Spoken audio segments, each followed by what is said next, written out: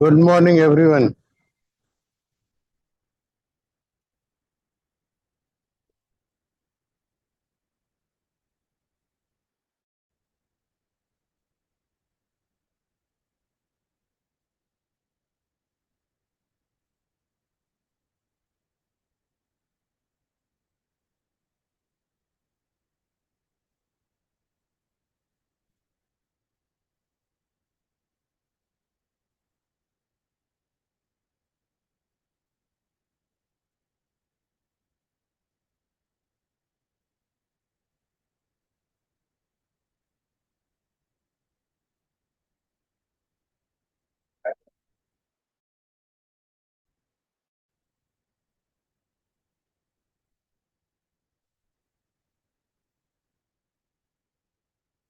इधर कहीं खड़ी करना अंकित।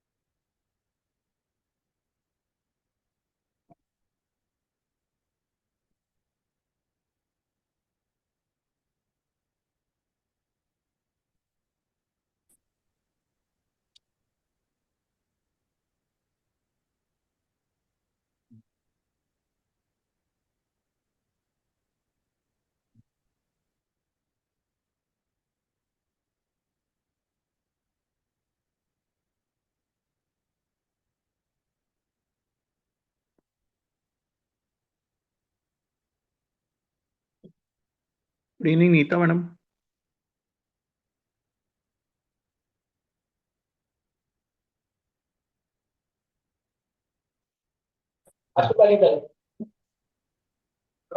किरण sir good evening. Good evening, Nila. And कौन कौन आ गए? Neeta madam has joined, and I think हाँ, so. Welcome welcome Neeta madam. Are you there ma'am? Patwa sir good evening, Sangeeta ma'am good evening. Savar sir ने भी ज्वाइन किया है। Savar sir very good evening and welcome. हमारे CGAP के प्रेसिडेंट मल्होत्रा साहब भी join कर चुके हैं। Good evening. Amar Singh sir welcome. Mehta साहब सर गुड इवनिंग। नमस्कार नमस्कार। Hi Nilay, how are you? और हमारे आज के चीफ गेस्ट भी ज्वाइन कर चुके हैं, doctor Arvind Sawant sir. Sir sir Nila, welcome. your voice is echo. हाँ नमस्ते भाई, वेलकम, थैंक यू। नमस्कार sir. I welcome you all of the office bearers. और खंडवाल सर गुड इवनिंग। धन्यवाद सर, म्यूट है। Good evening good evening good evening.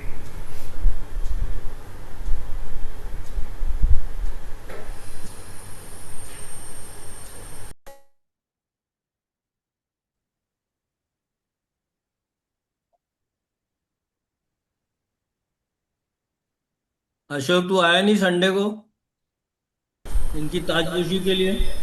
ताजपोशी के लिए आने वाला था सर, कुछ गेस्ट थे घर में। इन लोग Mehta, एंथुसियाज्म देखते बनते हैं भाई। Mehta sir, good evening. Hello, Mehta sir. Boss, क्या किरण, क्या हाल है भाई?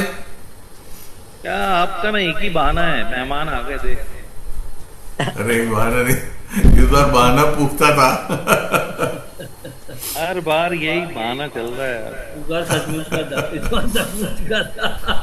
शेर आया, सच में शेर आ गया था। हाँ, मैं बोला शेर इस आया, बार शेर सच आया, में शेर आया था। सच में शेर आया। अभी बहाने को एक्सपायरी कर दूं।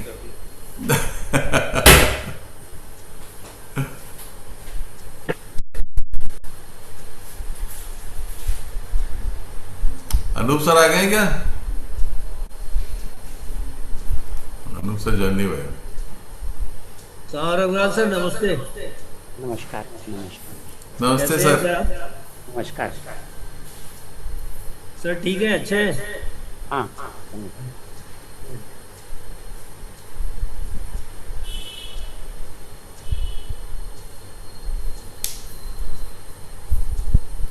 वेलकम। पवन जैन सर भी ज्वाइन किए। मेरी स्पीकर नीता मैडम भी ज्वाइन करी थी, लेकिन आई थिंक हाँ दिख है रही ना है नीता ना, मैडम? ज्वाइंट है है तो। मैडम है, दिख तो रही है। Good afternoon, everyone. Good afternoon.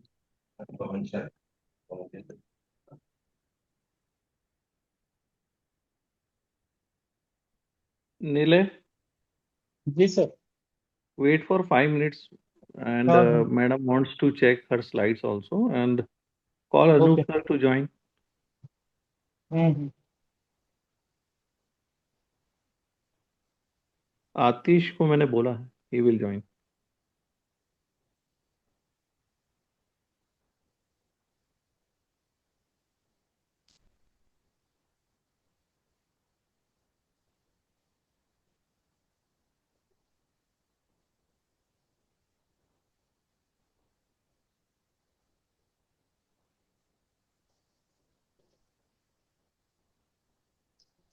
Sir join करेंगे?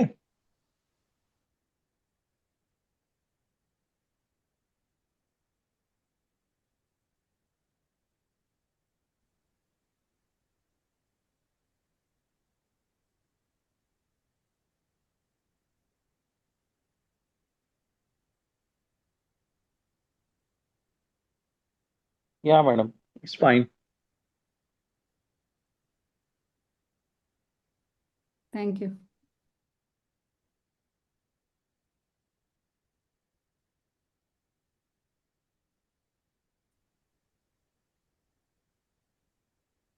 हेलो। जी sir, welcome sir, welcome sir. हाँ हाँ हाँ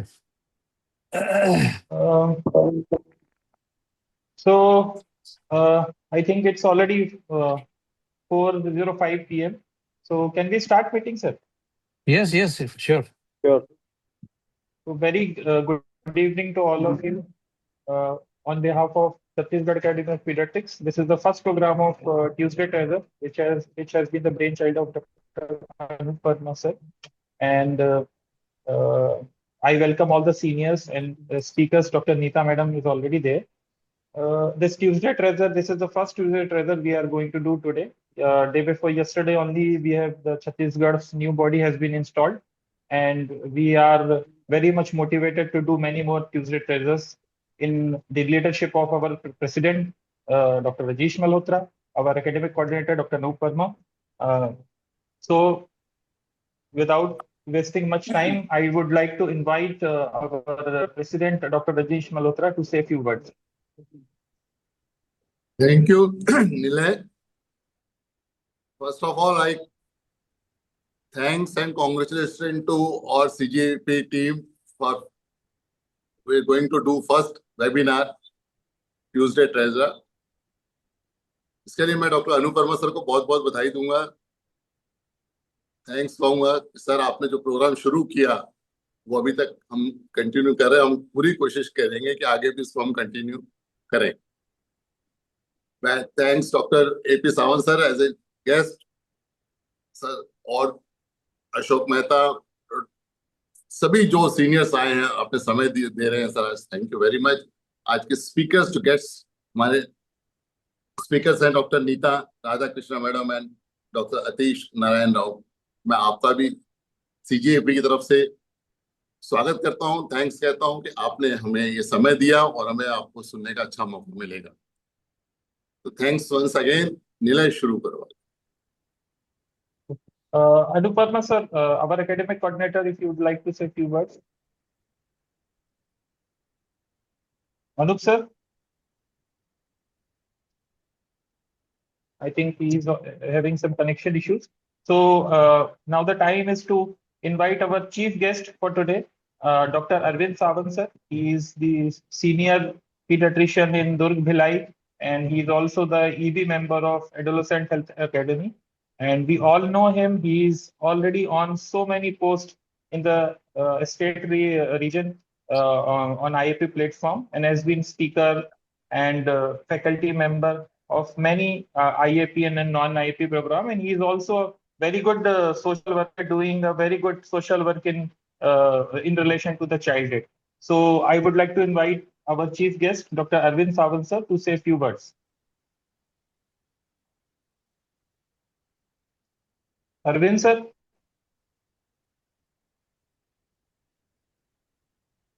ओके, सॉरी, मेरा जो वो है ना लैपटॉप, वो डिस्कनेक्ट हो गया just because of the battery is low, so I am joining it from my mobile. Nilay, there is no word as the chief guest in this association. I am as the member as you all are here. So my congratulations to the new coming team, and congratulations to the academic team also, Dr. Nilay, Dr. Anup, Dr. Kiran, and definitely our president, Dr. Malhotra, for organizing such a nice Tuesday treasure meetings in every month. So I congratulate you and my good wishes for you for this type of program. And definitely this time we have chosen a very good topic, a very pertinent topic of approach to anemia as well as thalassemia, diagnosis of thalassemia and management. So I once again congratulate you and best wishes. Over to you. Okay, so thank you very much for encouraging words. And Anup sir, sir, are you able to hear me? I think he is having some connection issues. So let's start the program. Our first speaker is Dr. Neeta Radhakrishnan, madam, and specifically, we have chosen the topics which are, you know, when we talk, they look very easy, but when we treat, they become difficult.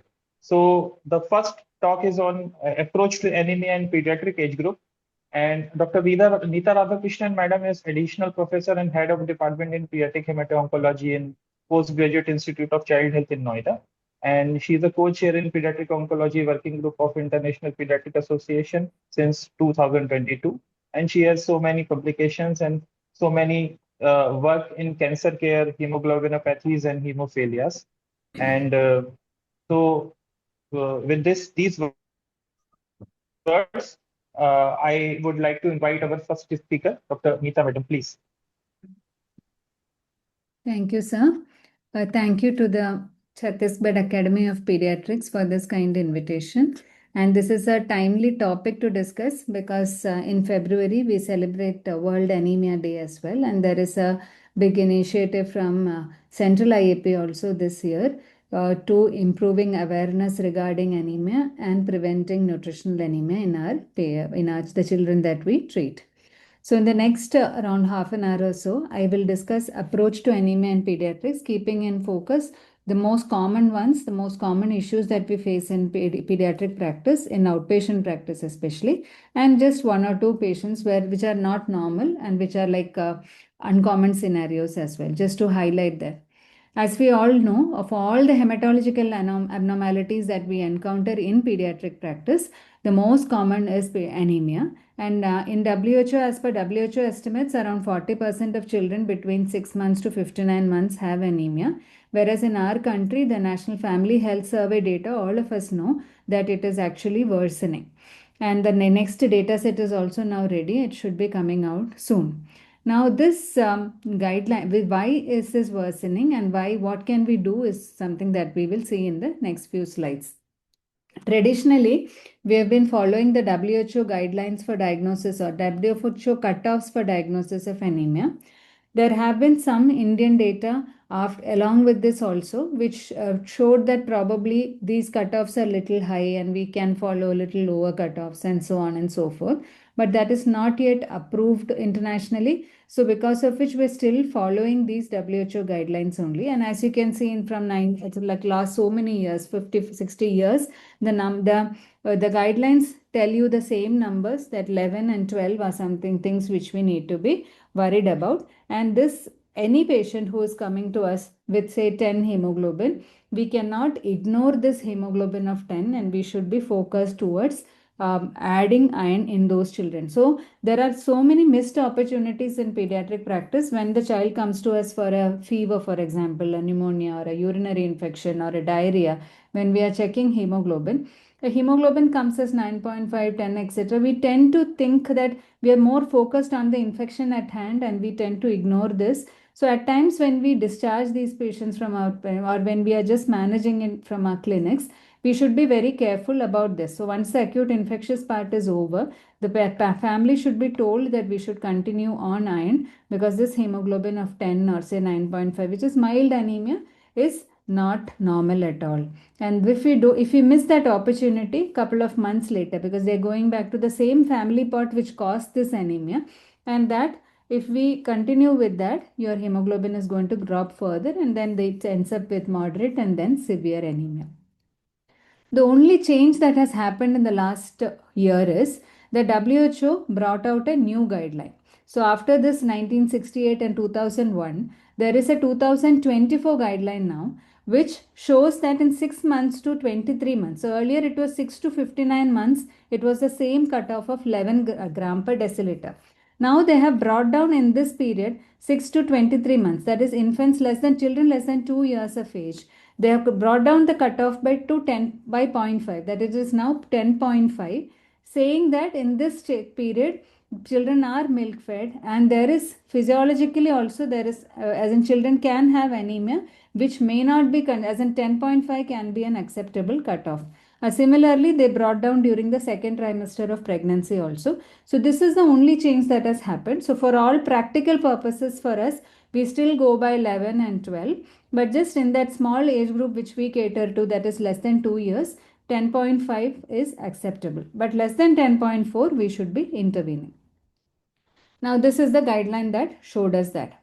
There is an Indian guideline. I think all of us know that this guideline came out in 2022-23 from Indian Academy of Pediatrics, from both pediatric hemato-oncology chapter as well as the nutrition chapter of PHO, nutrition chapter of IAP, which brought out very concrete guidelines on how to manage. And this is probably the most beautiful document in terms of not just diagnosing but also managing, and it's free access. So this, at least the salient points can be kept out even for students who are there in the group today. It's very easy document. We can actually follow it very quickly. One important recommendation in this was, like American Academy of Pediatrics was recommending screening for anemia at 9 months. Till date, we did not have a recommendation from anybody in India, which not even the government recommendation is there, to screen children who are asymptomatic children. Screening was never considered earlier. But the first time this document told us that when they come to you for a routine immunization at 9 months, please screen. If you have not tested till then, please screen for anemia. So at least a CBC ideally, or at least a hemoglobin can be done at that point, because that is one point where the child would be healthy, but if we can pick up mild anemia at that point, we can intervene quickly. And this is the point, the second half of infancy, that is 6 months to 12 months is the period where nutritional anemias, both iron as well as megaloblastic anemia, will come up. 1 and 2, thalassemias, which are a major cause, and that's going to be the next talk, that also comes out during this period. So if you do that intervention of doing a hemoglobin at that point, we can pick up many of these conditions quickly. So screening at 9 months is now recommended, and then later at 5 years and in adolescents. Those are 2 more recommendations that came, that 9 months, 5 years, again vaccination visit, and adolescents, again if you are seeing for vaccination or otherwise, let us screen for anemia. Now, whenever we have anemia, so say your patient has a hemoglobin of 9 grams or a hemoglobin of 5 grams, that's in how to go about it is similar for whatever be the degree of anemias. The most common in our scenarios are nutritional anemia only, even now. So much so that WHO guideline says that anemia is synonymous with nutritional anemia, is synonymous with iron deficiency. That is how it is, how iron deficiency is prevalent in the communities. So for us also, yes, when community itself, NFHS data is from community, healthy children in the community, which said 67% are anemic. So in a hospital setting, it will be way more than that. So nutritional anemia still tops the charts for anemia. And then secondly, hemoglobinopathies, that too thalassemia, and in certain regions, sickle cell anemia, again are the two most important causes of anemia in our population. If you want to look at it pathophysiologically, reduce production, increase destruction, and blood loss. 3 simple things which we have been learning from our physiology days. Blood loss is acute or chronic. Reduce production, again hereditary if it is bone marrow failure, and acquired if it is nutritional, infectious, bone marrow suppression or infiltration. And increase destruction, acquired or hereditary. Hereditary destruction is hemoglobinopathies and hemolytic anemias, like hereditary spherocytosis, G6PD deficiency, etc. And acquired are conditions like autoimmune hemolytic anemia. All of them put together will be rare, less than probably 10 to 15% of total anemias. Most common would be nutritional. Following that, it would be hemolytic anemias and especially hemoglobinopathies. And to diagnose all of this, we need complete blood count. Very, very simple investigation, power-packed investigation, because it's one test gives you so many parameters now. And these parameters, if we can analyze quickly, that will give us a whole lot of information. So for this talk, we'll be analyzing only the red cell series in CBC, because we are talking of only anemia. And we'll see how systematically in an outpatient practice, we can quickly come to a diagnosis. So CBC, we are sending from EDTA. And usually it should be analyzed in labs as early as we send. And if at all you're storing the sample, if it is an anticoagulated sample like EDTA sample, you can store up to 24 degrees, not more than that. But I think this is not required at all, but CBC is available in most labs now, and it's not a big deal at all. So when the report comes out like this, we generally focus only on what we want to see. We have, if you see the report has 3 parts actually. This is the actual photograph from the machine. So this is how the machine will tell you the report. Now from this, the printout comes through the software. The machine gives you a printout. So here there is a red cell channel, there is a white cell channel and a platelet channel. So these are three channels that they use. And the white cell channel in this one is a 5-part differential. So you have all the differentials for WBCs which are there. So we'll not go to the WBC or platelet today. We'll see the red cell channel.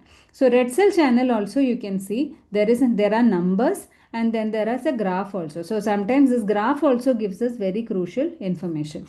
In the red cell series, you can have hemoglobin, you can have RBC count, you can have MCV, MCH, MCHC, you can have hematocrit, and you can have red cell distribution width. So of which, if you ask me which is the most important after hemoglobin, hemoglobin is of course required to say there is anemia or not. After hemoglobin, the next important one would be MCV and the next important one would be red cell distribution width. The other parameters like MCH, MCHC, not very useful in usual clinical practice. And red cell count, we need it only in one particular scenario. We'll see that in a bit. And hematocrit, not much useful in a routine anemia evaluation. We are more bothered of it when we are worried about hemo concentration. So this is what we are going to focus in the next 10 minutes. So this is how a red blood cell looks like, and these are the parameters. You have hemoglobin, hematocrit, MCV, MCH, MCHC, and red cell distribution width. So hemoglobin tells you the amount of hemoglobin in the red cell. All the red cells carry hemoglobin. So what is the total amount is hemoglobin. MCV is the total volume of a cell. MCH is the total hemoglobin in the cell. And MCHC is the hemoglobin per WBC or per volume of the cell. So that is concentration of hemoglobin inside a red cell. Now after this, the other parameters are hematocrit, which always you know that we leave the blood, it will pack, and that is called the packed cell volume or the hematocrit. And finally, red cell distribution. It is the distance, as in the difference between the sizes of cells, or anisocytosis that we call. And do we need to know all these calculations? Not at all. It is given completely well by all good labs. And only thing what we need to see is whether it is low, whether it is normal, or whether it is high. So these parameters we should really be focused on. How do we know what the values are?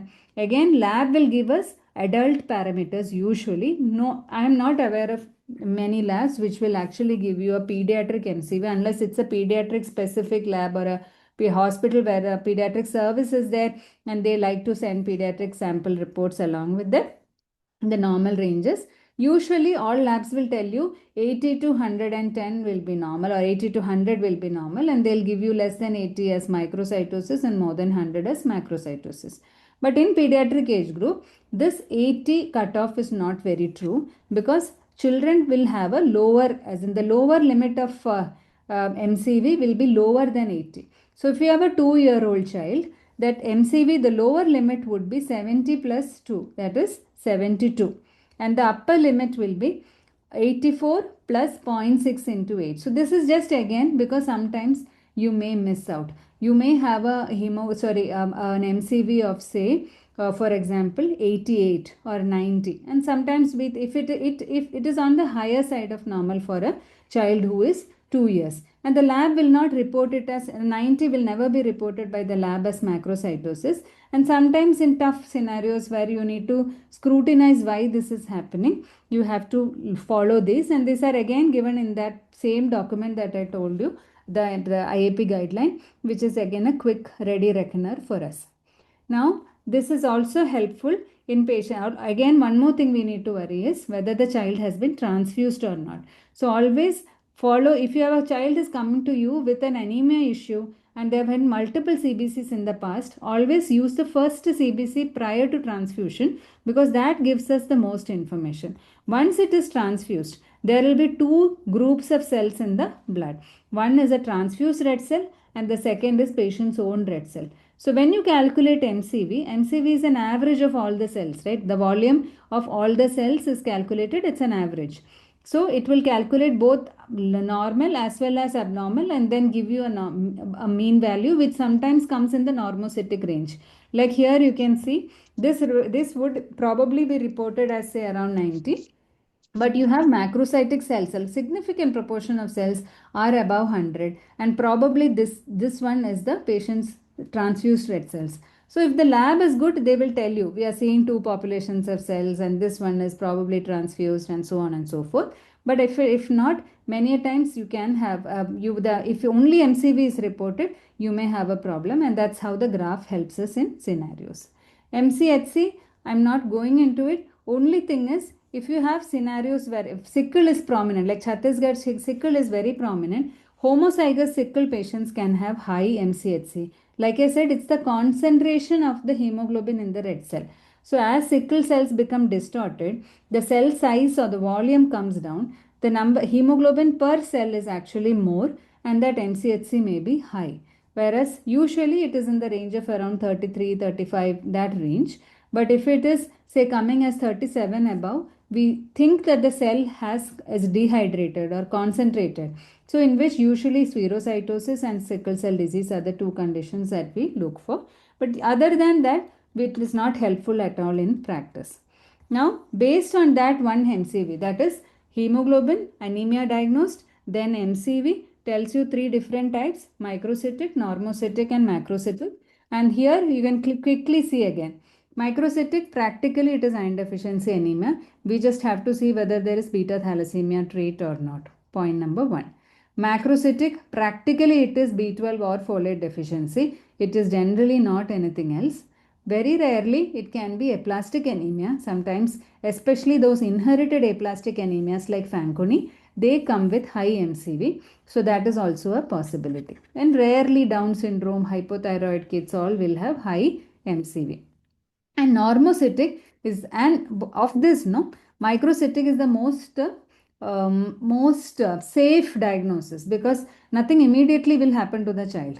It is either iron deficiency, beta thal trait, you have time to figure out what it is, treat it, and so on.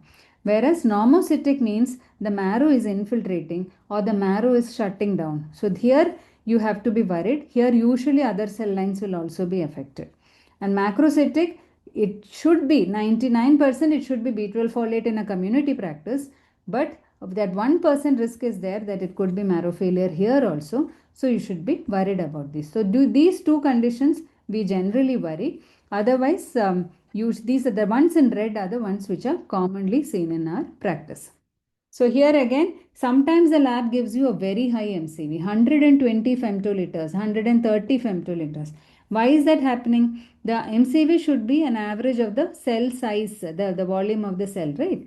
So sometimes what happens, if the red cell gets agglutinated like this, so they sticking to each other. If that happens, it can artifactually, because this is all going into a machine. One by one, the cell goes into a channel, and that one channel, one laser beam comes, hits on the red cell and tells you the dimensions of the cell. So when these few 2-3 cells are together, stuck to each other and goes that, machine does not know that this is not one cell. It does not know this is 3 cells sticking to each other. It thinks it is one cell only and one big cell, and it measures it and it gives out a report like 120 femtoliters. So whenever you have very high MCV, that may not be megaloblastic anemia. That again you should be worried. Here again ask for a peripheral smear. Ask the pathologist to look for other features of megaloblastic anemia. And if you cannot find, then it could be red cell agglutination due to autoimmune hemolytic anemia. Very simple way to pick up autoimmune hemolytic anemia even without direct Coombs test which being available. And then finally, so after MCV, that was the second point. The third point is red cell distribution width. So like I said, when you have cells, usually bone marrow producer cells, all of our cells will be formed in the same way. The cells, yesterday's red cells, today's red cells, tomorrow's red cells, everything will be formed in the same size. But if you are nutritionally deficient, suppose I am iron deficient. So today my iron deficiency is starting off. Probably in the last 1 week I am becoming deficient. So my cells have become slightly smaller to that which was there last month. Tomorrow, 2 weeks later or 3 weeks later, I am becoming more iron deficient. So then what happens? It will become further smaller. So there are in our body, red cells have around 3 months, as in lifespan will be there. No? So in that 3 months, there will be cells of different ages and different degree of microcytosis. So that is why some are very small, some are not so small, and some are normal sized. So when this happens, this is anisocytosis. Similarly for megaloblastic anemia, some are large, some are not so large, some are normal. And because of this, any nutritional anemia will have high RDW or red cell distribution width. And this can be measured either in two forms, CV or SD. So your lab will give you that parameter on the side. CV is around 15 will be the normal, and SV will be in 40. So that is the as a SD or standard deviation. These are just units of calculating it. And so if you see that, and if it is high, that again points towards nutritional anemia. So high RDW, low MCV, low hemoglobin is usually iron deficiency anemia. So very simple ways of picking them up. Again, I've put all the points together in one slide. This is a very, as an easy ready reckoner kind of thing. So if you have RDW high, always think of nutritional anemias. Point number 1.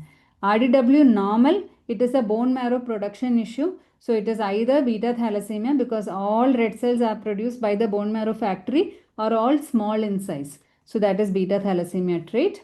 Whereas MCV, if it is high and there is RDW normal, then again bone marrow is not producing cells only. If the ones which is producing are large in size, but overall it is not producing properly. So very simple way of differentiating based on these three parameters of hemoglobin, MCV and red cell distribution width. And finally, before we go to the cases, wanted to show you one thumb rule.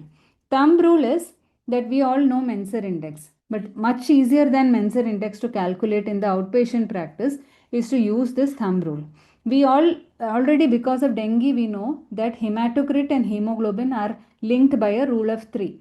That hematocrit, whatever is your hemoglobin, if your hemoglobin is 15, your hematocrit should be 45. Same rule of thumb applies to RBC count and hemoglobin also. So RBC count into 3 is hemoglobin, hemoglobin into 3 is hematocrit. So this pattern of rule of thumb, no, it is very easy to pick up. So normally, see, suppose if your hemoglobin is 15, you are expecting the RBC count to be 5. Similarly, your hemoglobin is 9, your RBC count should be 3. So here in this child, when the hemoglobin is 10.2, I am expecting our RBC count to be around 3.5. But here the RBC count is 5. That means the body is producing more red cells than for the degree of anemia. As in, for if it was nutritional anemia, the body could not have produced this. The body, if the nutritional anemia, because the raw material which is iron or B12 is low. So even if body senses hypoxia, body cannot produce red cells like this. Whereas in beta thalassemia, there is no raw material deficiency. It is just red cells which are defective because of the globin. So the bone marrow will try to compensate and produce more red cells. So for 9 hemoglobin, 3 million is what you expect the red cell to be. But that 3 million ki jagah, it will be 4.5 million. So this simple thing, this is the same thing which we are measuring in Menser also.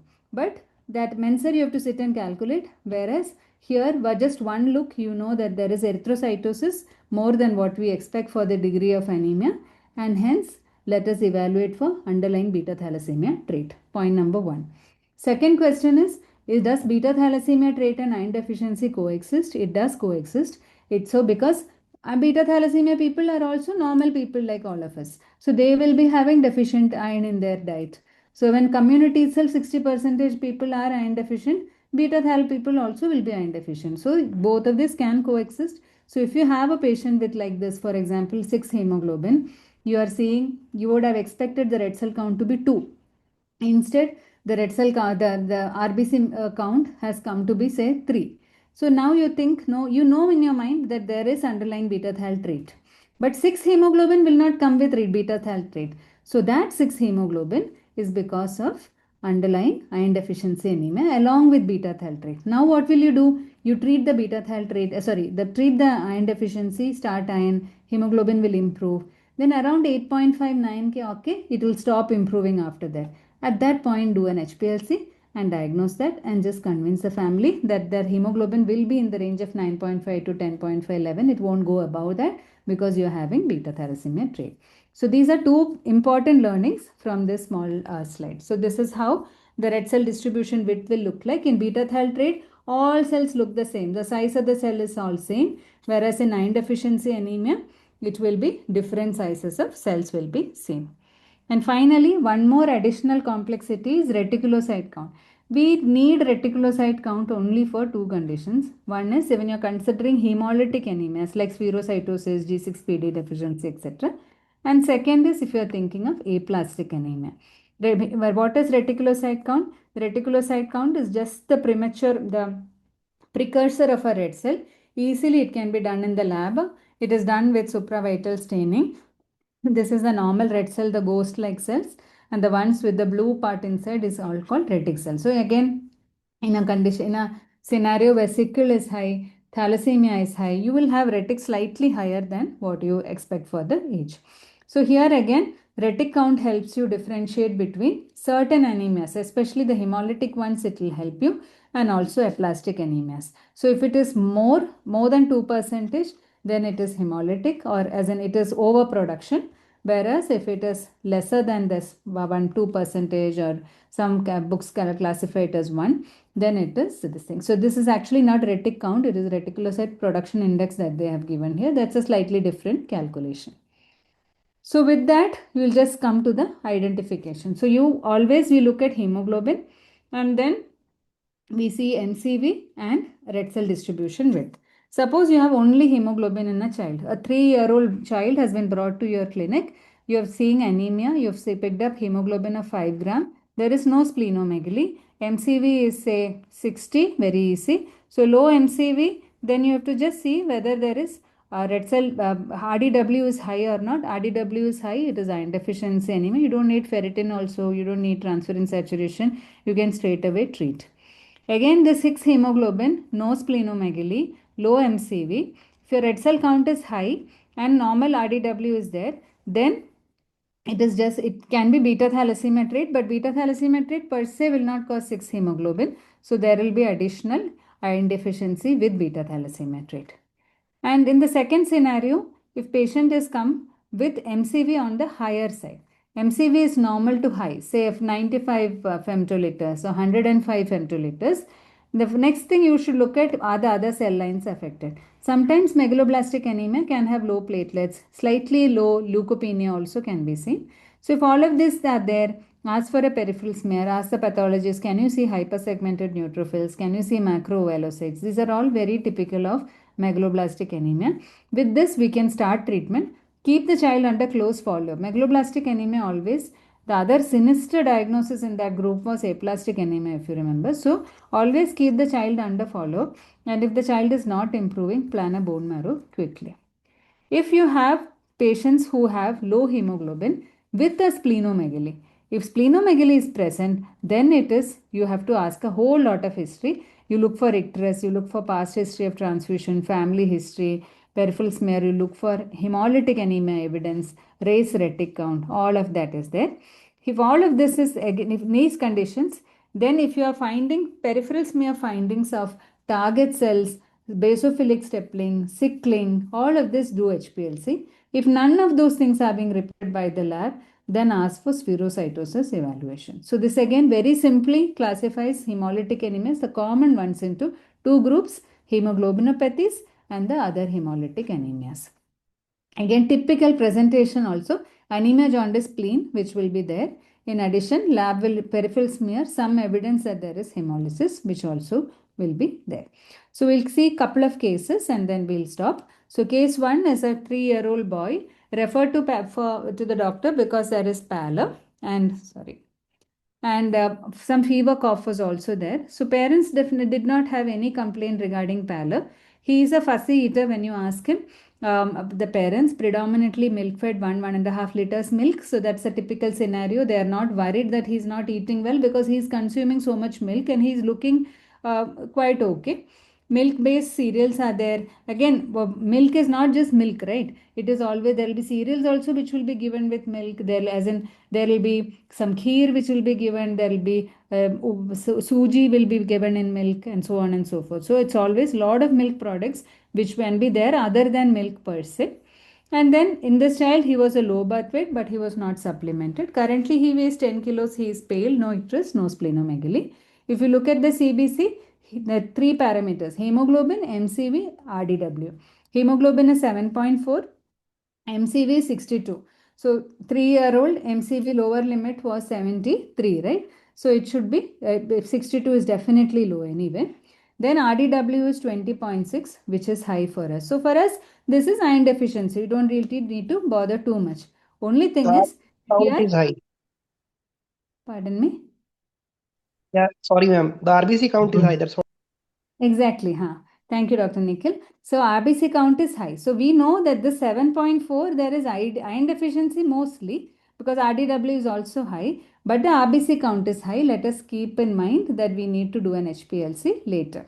So what are the questions usually? How should I confirm this, that this is iron deficiency anemia? So a lot of students ask, is there anything wrong if I start iron at this point? Should I really do a ferritin? So if you have a typical corroborative scenario, you can actually start iron and look for the response. There is no harm in that. If at all you have to do one investigation, do ferritin because serum iron is not at all useful. Transferrin saturation can be done, of which transferrin saturation is more useful than serum transferrin level, and TIBC will be high. So in this scenario, HPLC, you have a choice of doing it now or you can do it later also.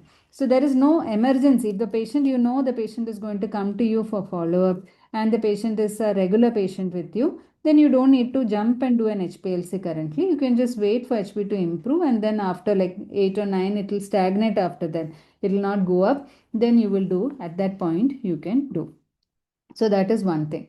Second is iron can be started with the CBC report, which preparation of iron. So little bit I'll be discussing from the guideline only. What dose, frequency, when should I repeat? So generally in severe anemias, we ask for repeating within 2 to 3 days. If you're not admitting the patient, if the patient is sent on oral iron, even if it's like 4 or 5 grams, child is absolutely stable, you can send on oral iron. Just make sure the patient is seen within like 48 to 72 hours for a repeat hemoglobin and retic if possible to see the improvement. When is transfusion indicated? Only in congestive cardiac failure. If the child comes with a respiratory distress, if the child is coming with tachypnea, liver hepatomegaly, tender, etc., then definitely transfusion. That too small alicot of 5 to 10 ml per kilo over 4 to 6 hours has to be given with furosemide, propped up position, oxygen, all of that has to be there.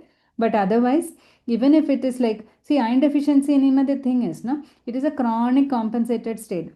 It will not go into cardiac failure unless there is an LRI or something which is acutely happened along with it. So if the child is absolutely stable, just picked up with a 2 or 3 gram hemoglobin with no features of decompensation, confident that the family will continue medicines, come back for follow-up, there is no diarrhea, vomiting, that the medicine will be absorbed also properly, then you can just treat with oral iron as well. How long should I give iron? Iron is given as per traditional teaching 12 grams plus 3 months for the stores. But now the next part is Anemia Mukt Bharat says you need to give prophylaxis till they are 19 years, right?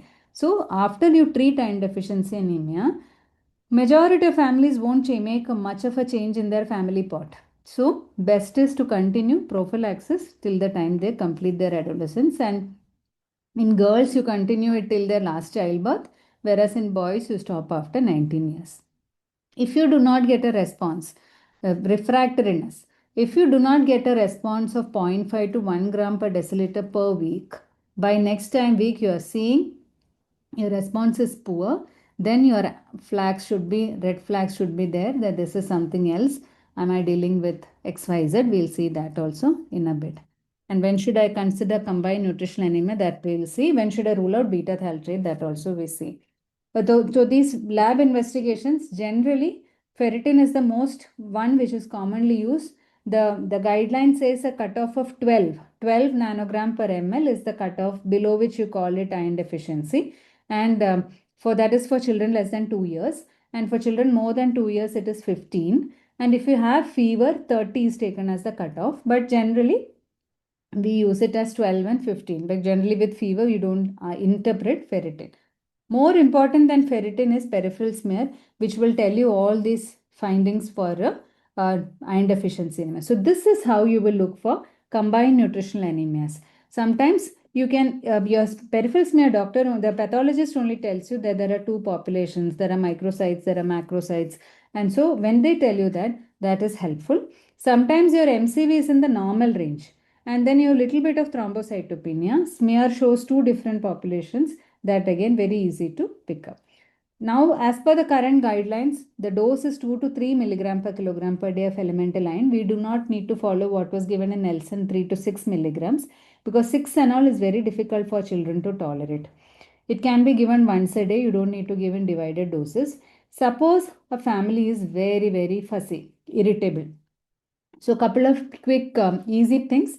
One which Dr. Maman Chandi taught long back was that adolescent girls, especially the ones who are very fussy about food and iron, etc., you give iron at night. So now I have practiced for the last many years. I give only iron at night after dinner, so that the little bit of abdominal fuss in that we also, when we take iron, we also know it causes a little bit of a tummy upset and all.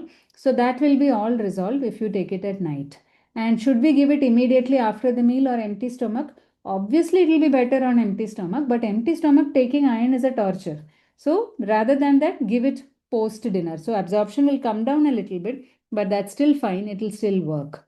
So post dinner, after a meal, just give it, go to sleep. That is easy. If they are very fussy, bring down the dose, make it 1 mg per kg. That's also okay. Always calculate with the elemental iron, not with the total dose. So like a syrup will give 100 mg per 5 ml of iron.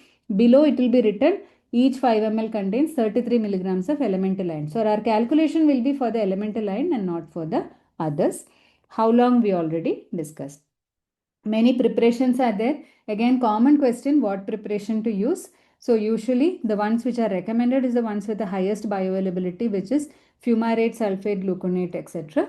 Now the carbonyl iron is also okay. Only thing is it is absorption is supposed to be little slower, but it is used commonly, not a big deal at all. It can be used. Now amino acid preparations or patient preparations, whereas liposomal preparations, etc., they are gut friendly, but absorption is also less. So in a severe anemia scenario, it will take a long time. And second is, it is around 2 to 3 times more costlier. So that also is difficulty. Sprinkles can be used. Again, sprinkle, you look at what is the product in it, because the ones which are the better bioavailable ones will obviously cause a little bit of change in the flavor. So that becomes a little difficulty. Palatability will be there. So if you have a problem, you change the salt and see. You can reduce the dose and see, and then once the family starts accepting, you can go up on the dose. So abdominal pain, constipation, metallic discoloration, taste in the mouth, black discoloration, all of this we know how to manage. So this is how the response happens. Usually 1 gram deciliter response will come even in a week's time also. But 2 weeks stuck, if you're not getting a response, then we should be worried of what to do next. Anemia Bharat, I am leaving because every age there is a recommendation. It's given from schools also. If you do not get a response, then what all do you look for? The wrong drug, wrong dose, wrong preparation is the usual issue that we see.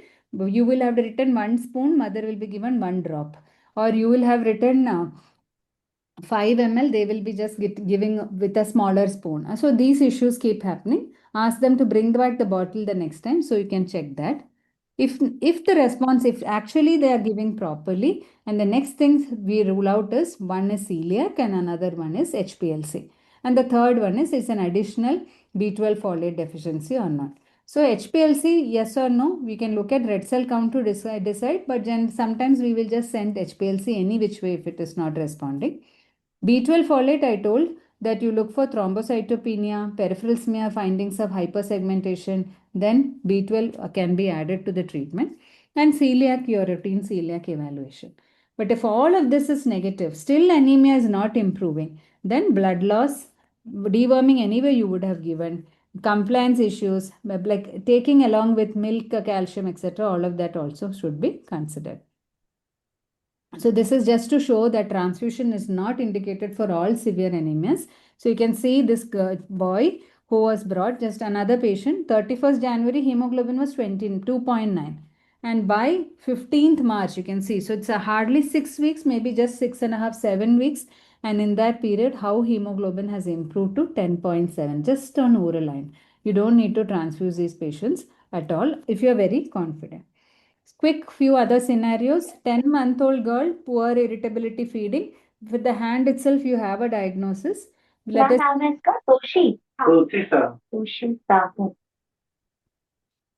So with the hand itself, you have a diagnosis. Let us see the hemoglobin. Sorry. इनका HIV का report आ गया है पर relatives नहीं हुआ Can you can आपका the वो हुआ है एचआईवी का टेस्ट हुआ है उसी टाइम किया था जब कैंप लगा था एक बार उनको पूछ लीजिएगा इनका रिपोर्ट अवेलेबल है तो Please mute everyone except speaker. क्या उसका जन्म का तारीख क्या है Shaji, please mute. जन्म पर जन्म क्या क्या 5वां महीना 2015 कितने बच्चे हैं आपको Dr. Srishti, can you mute yourself? 4 तारीख 5वां महीना आप लोग सबका म्यूट कर दीजिए सर। किरण सर, आप लोग सबका म्यूट कर दीजिए। No, I am not the host. Actually, Shaji is the host. Number 97 53 Dr. Srishti. Otherwise, Neil. 5352 Dr. Shrishti, 67 Dr. Shrishti, can you mute yourself? क्या हो रहा है सर क्या दिक्कत हो रही है Call Consultation चल रहा है, consultation. calls Dr. Sisti by phone. Okay. Thank you. I think we'll continue. Sorry, again, ma'am. No issues. Hemoglobin 2.28 ठीक है is MCV 109, very easy. And then you can see the red cell distribution width also high. So typical patient. And again, corroborating, you don't have a this is clinically also megaloblastic. And here in this case, there are other cell lines also affected. That is neutropenia is also there. Another patient, 15-year-old girl. So again, megaloblastic comes also in two different age groups. One is infancy. If the mother is megaloblastic, mother is nutritionally deficient. Second half of infancy, baby comes like that. Sometimes even earlier, they can come. And the second, again, picky eaters will be in adolescent age group. 15-year-old girl stays in a hostel, came with tiredness. You can see Pallas Allo saying icterus is there. Bilirubin was 3.5. Actually went to gastro and then sent little bit of transaminitis also worked up for hepatitis A, etc. Hemoglobin is 9.8. Are other cell lines involved? Here platelets are low, 51,000. And you can see that the MCV is 105 and RDW is 25. So again, quick diagnosis of megaloblastic anemia. Red cells also, you can see the graph is like that. No, it's a bell shaped only, but it is not narrow like normally it should be. It is a little wide. So there is macrocytosis which are there in this.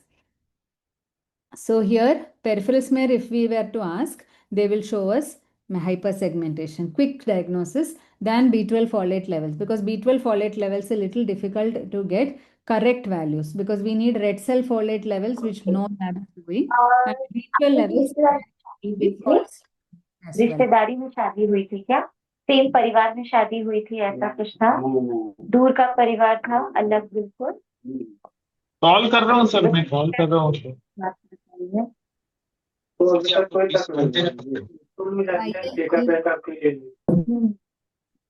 बताया तभी से इलाज तो sickling बताए थे इसको कैसे बताया क्या किया था यही रायपुर में है ना देवेंद्र नगर में था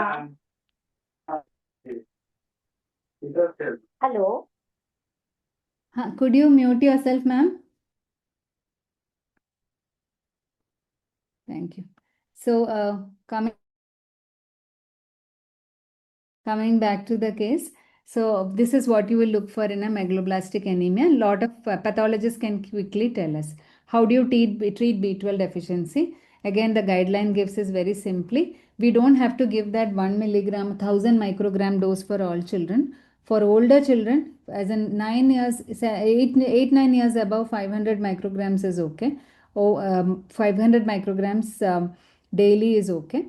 And for younger children, it is 250 microgram per day. There are multiple ways of doing it. Oral tablet is good enough. So generally, mecobal, methylcobalamin tablets are good enough. And for smaller babies, when you have to give 250, the usual question is what preparation should we use? If you want syrup, then syrup, I think very few preparations are there. One which is there, which gives you is Bethadoxin 12, I think. So otherwise, what we use is the same B12 tablet. We just crush it and use it. Always treat the mother when we are treating infants. When you're treating infants, the tremor syndromes will be there in many babies who come with this kind of scenario. The tremor will exacerbate in the first few days. I have had to give propranolol for a couple of babies because the tremor was so bad and the family was very upset that I caused the tremor. But that also has to be told to them because the tremulousness may be so mild initially, the parent would not have noticed, although we would identify it at diagnosis. But when the actual tremors increase, no, they will be very upset. So we have to tell them that we are giving a low dose only so that the neurotransmitter imbalance is not very marked. And you don't have to jump and give injectable also. You can just give oral as long as the baby is not having vomiting, diarrhea, can tolerate. It's equal in bioavailability, oral preparations as well. Now there are even subcutaneous nasal preparations also for B12. But again, that's not needed. Tablet is simple, cheap medicine which is there. The next important thing when treating infants is potassium. So if you have a baby with that kind of hand and all, if you're going to start with B12, always 2 to 3 days within second, third day, check a potassium level. Because when the blood cells start producing, this is the only deficient nutrient in that child. The minute you start giving, suddenly there is red cell production. And all the red cells, the cells will absorb the extracellular potassium into, as in that gets utilized. And it's hypokalemia can happen, floppiness can happen. So that again we have to be worried about that. So 2 things when infants. Adolescent, anything to take care of? Adolescents, this tremulousness is not there, but sometimes neuropsychiatric symptoms can be there if you are severely deficient. So that neuropsychiatric symptoms can exacerbate when you start treating anemia. So these 2 things, just counsel the family once to watch out for anything so that we are on a safer side. That's all. Injectable can be given or oral. I generally give oral. Injectable IM versus IV. If the platelets is above 50K, you can give IM if you want to give so. So the ones with neurological findings, the recommendation says to give parenteral than oral.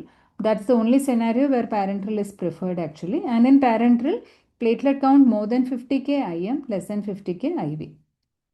Always treat the mother for infants because it is secreted in breast milk. So if you give, then the baby responds quicker. So response again is similar, as in by day 2, day 3, there will be feeling better and usual. Same for both and this thing. Here the only thing is that neurological changes take time in patients with megaloblastic who comes with neurological involvement. So that we have to counsel the family before starting.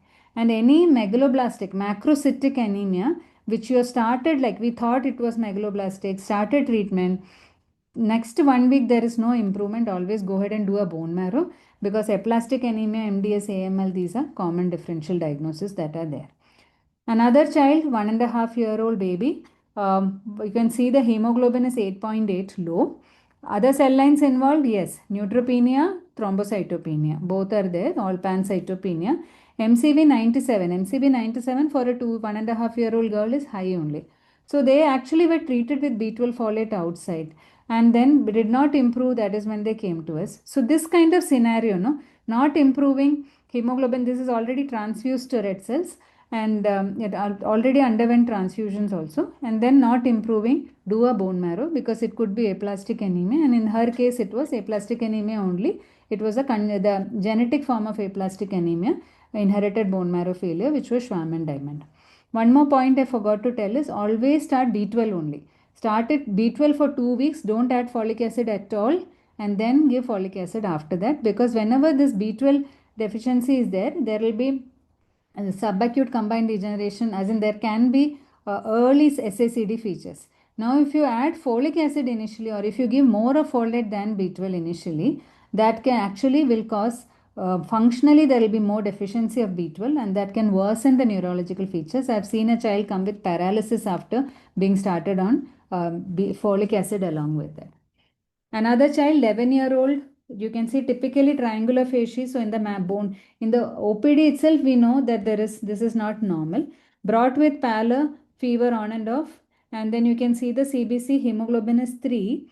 Here the MCV is 99. So for 99 also this is abnormal. So MCV is high. So my question is this megaloblastic or this is something else?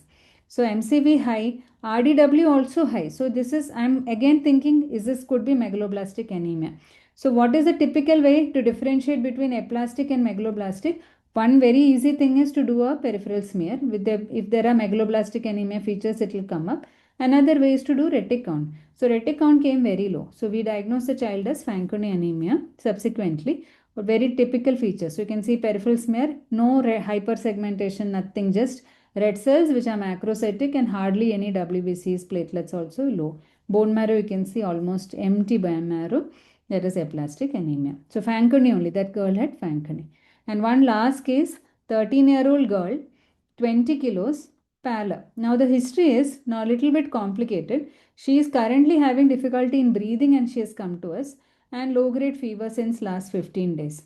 She is underweight. She has short stature. So in our mind, this is anemia with some respiratory infection currently. But the fact that she is such a malnourished child with short stature, this is a chronic process. And probably she has been having celiac or something like that. That's the thought process that we are going through. Now, past history of pallor is there. Received transfusion twice in the past is also there. Let us look at the current CBC. This is already transfused. Hemoglobin is 5.6. MCV is 82.7. So borderline, normocytic, I would say. And platelets are 2 lakhs. So platelet, other cell counts are reasonably okay. RDW is also on the higher side. So probably nutritional anemia, this MCV we can't interpret because there is transfusion probably. So condition 1 is nutritional anemia, but nutritional anemia should not have so much of failure to thrive, right? So is there a secondary cause like celiac disease, blood loss? These are the thought processes in the mind. And now there is a very significant past history. At 10 years of age, she has had severe pallor and then also she had breathing difficulty. Hemoglobin was 2 at that point. They saw microcytic hypochromic red cells. They suggestive of bone marrow also done. That bone marrow iron stores were also low and managed with oral iron and injectable B12, and somehow she improved at that point. But since there was a recurrence of anemia after 6 months, that is around 10.5 years of age, she underwent celiac workup at that time. She underwent upper GI, colonoscopy, everything. No blood loss, celiac also negative. So this is a child, recurrent episodes of anemia and all looking like nutritional anemia only, and responding also with treatment. It is improving also, but it is recurring again. So blood loss, common scenario, ruled out. A celiac, common scenario, ruled out. Then what could it be? So this is an actually condition where you need further evaluation. So we actually have there are a couple of things you will think of in this. It could still be blood loss. We have to watch out for blood loss. It's very difficult to diagnose just with one colonoscopy. There may be one jejunal polyp sitting there and bleeding. Occasionally it will be bleeding. So whenever we are doing stool occult blood, it may not come out, and it may not show positivity. Sometimes there can be a Meckel's diverticulum which is bleeding. So again, blood loss investigations are very tacky, very difficult to do. So stool occult blood, many a times it will be falsely positive if there has been iron in the diet. So 10 days you have to stop iron, then do stool occult blood. So that is one thing. If you do CT angio, if you do red cell scans, etc., very difficult to pick up. So this is a difficult scenario in terms of GI blood loss itself is scenario difficult. A lot of people think of IRIDA as a condition, which is a genetic condition where there is iron refractory iron deficiency. Very rare. Ultimately pushed to a corner. Maybe once in 5 years you'll diagnose one child, but that is a very, very rare condition. So here in this girl, there was an X-ray which came with her, which looked like this. So this was a point which tipped off that there is something which is happening in the lung parallelly. So mother remembers that every time she has severe anemia, her lungs looked like this. Till then, people were thinking that we are having severe anemia and the child is in congestive cardiac failure, and that is why the lung is looking like this. But if you do a CT, it will show hyperdensities in the alveoli, which is actually bleeding. And that is idiopathic pulmonary hemosiderosis, which is not at all rare in our community. It is somehow it is an rheumatological condition actually, and it causes something like vasculitis in the lung, a little like good pasture and all, but it is not exactly that. It is alveolar level bleeding that happens. So any child coming with respiratory distress and anemia, every time respiratory distress, anemia, 2-3 days. The thing is, this is a self-limiting thing though. After 2-3 days of oxygen and some everything, hydration, everything else, it will improve on its own. And initially, then we would transfuse also. So after 2-3 episodes like this, the lung starts becoming like a chronic lung disease. Then it will be hypoxia and room air and stuff and some things like that. So here also, when she came to us, she was already 34-40% as an acute bleed into the lung, right? So it is completely hypoxemic girl. We didn't think she will survive, but eventually it was picked up. And then after this, the next thing is to urology. So a lot of celiac kids have IPH as a feature, so celiac needs to be ruled out. And then they are sent to pulmonologists for BAL to look out for hemosiderin-laden macrophages are there for diagnosis. And then after this treatment is essentially steroids, cyclophosphamide, those group of treatments also. So again, not very uncommon. No? Once in a year and all, this diagnosis comes up. The typical point is respiratory symptom with anemia, that to severe anemia mostly. And I think I'll stop here. But 2 cases of leukemia I have put just to show that, so TLC per se will give you a diagnosis. I think we'll skip these things. So take home messages, CBC has a wealth of information and all these small, simple thumb rules can help us in diagnosis. And iron is then now continued from infancy towards adolescence. So as pediatricians, till the time the child is with us, iron should be part of every prescription. And that's how we can join the Anemia Mukt Bharat Abhiyan. I'll stop here. I'll be happy to take any questions. Thank you very much, madam, for wonderful session and lot of take-home messages.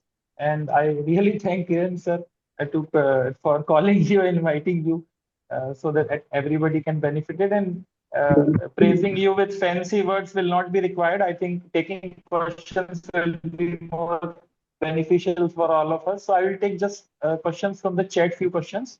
First is IDA/BTT. I think this had been already answered. Second is, should iron deficiency with sickle cell disease be treated with iron? Ma'am. So sickle cell disease patient, generally, if there is sickle cell disease, we don't give iron because sickle cell disease is a pro-inflammatory state. So that, but sickle cell AS scenarios where carrier states beta thalassemia trait, similar to beta thalassemia trait, even sickle cell carriers can have iron deficiency. Now, having said that, I don't work in a sickle region, but I have seen sickle region doctors also say that micronutrient deficiencies are very common in sickle cell anemia. So they do add patients, even in sickle cell anemia belt, the cause of anemia is more of nutritional than sickle cell anemia. This is what I have heard. So there are patients who are. We generally do. Yes, we generally do ferritin, and we look for if the ferritin is low, then we prescribe iron for a few months just to see the improvement. The question is, please guide when do we have to supplement folic acid? Do we have to do it in sickle trait? Again, the same sickle. Trait per se, folic acid is not recommended. Beta thal trait, it also we don't recommend folic acid. But sickle cell patient, sickle beta thalassemia, we will definitely add folic acid. Giving iron with vitamin C works or not? It will definitely work, but vitamin C, you don't need to give it as a tablet. Just encourage citrus fruits in the diet. That should be fine. And the other nutrients also, or the other supplements like the folic acid?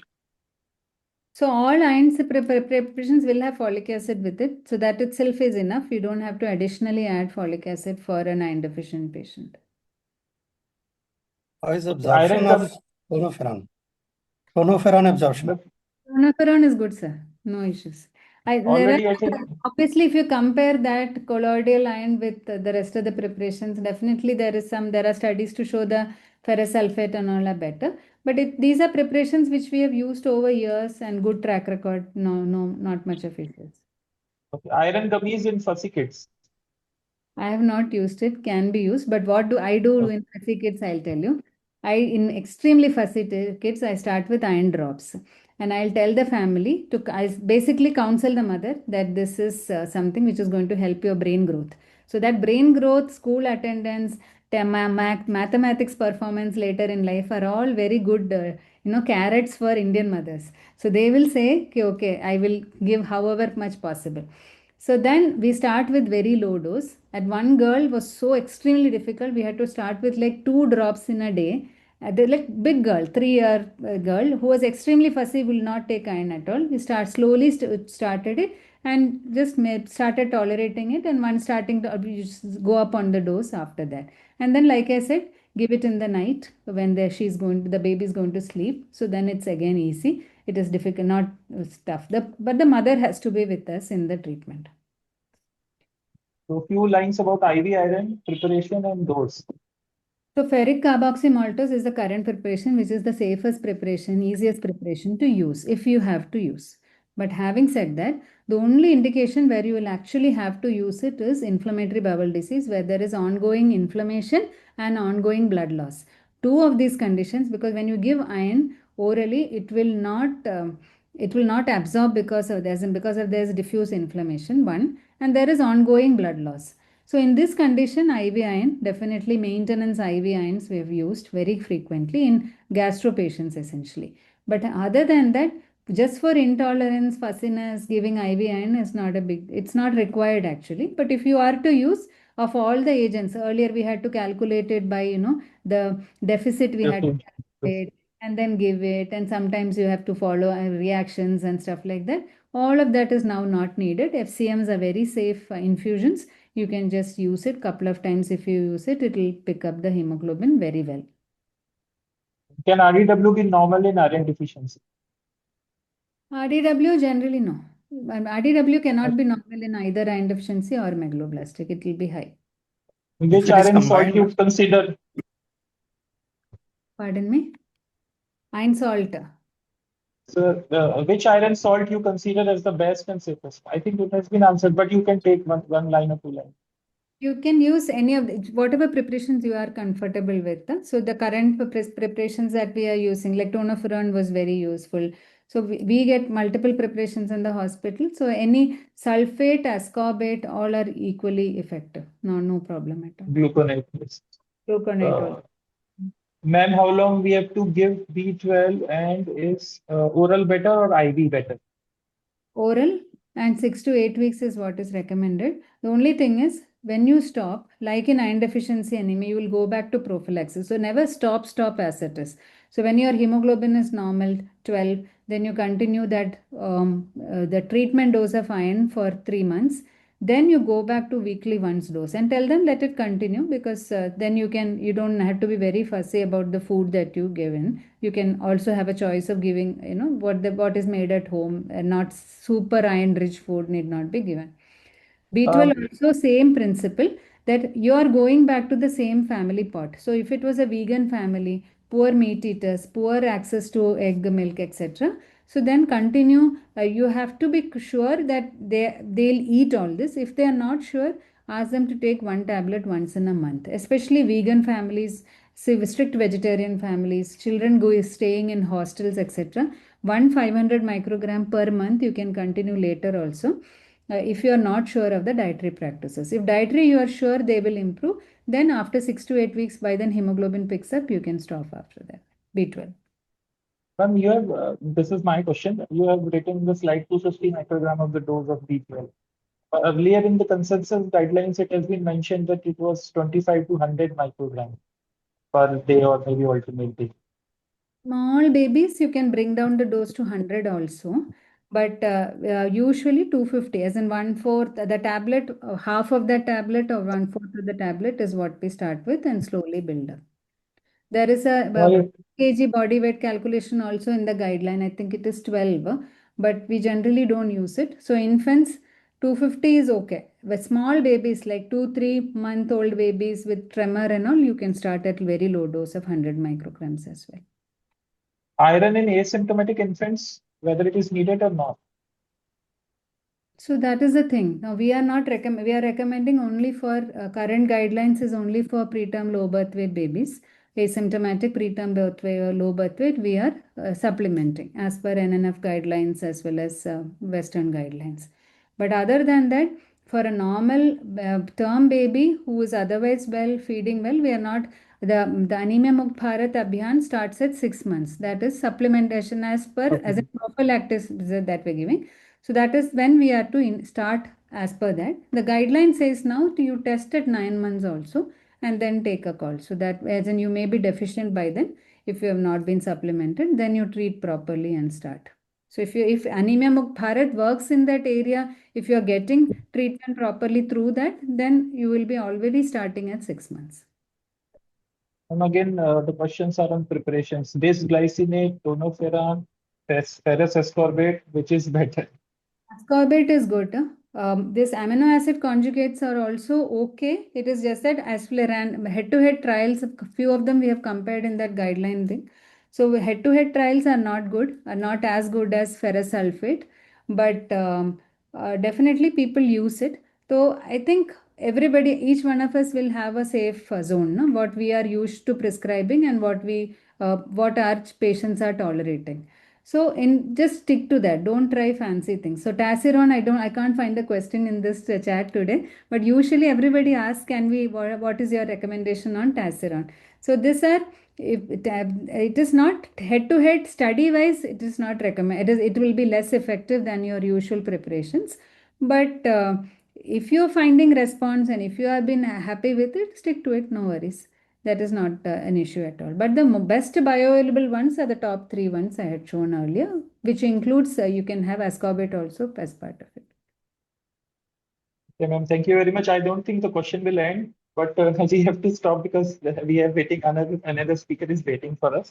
Yes. So thank you very much, ma'am. So I'll take a second. Thank you to Dr. Kiran Makhija for this. Yes, purely. CGAP is also thankful to Dr. Kiran Makhija for arranging all the things for this webinar. Thank you, madam. Our next speaker is Dr. Atish Narayan Rao Bekani. He's fellow in pediatric hemato-oncology and bone marrow transplantation. And he's working as a senior consultant, pediatric hemato-oncology, immunology, bone marrow transplantation, and cellular therapies. He's director of Ray of Hope Center and also assistant professor in PHO and DMT at Wardha Medical College. He's also worked as a senior consultant in Kingsway Hospital and in Nagpur, working as a Kingsway Nagpur as a consultant. And he has been ex-consultant in Indraprastha Apollo Hospital in New Delhi. And he has lot of publications also. So I would like to invite now our speaker, Dr. Atish, please.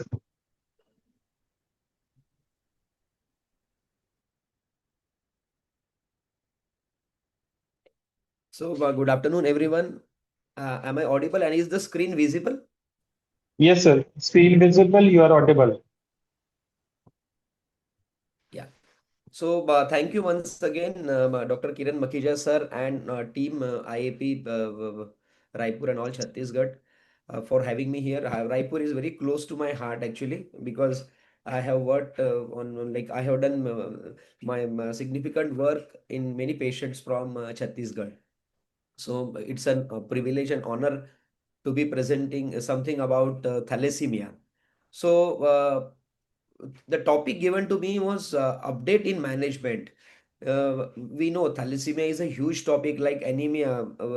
Neeta ma'am, it required almost an hour to discuss just approach to anemia.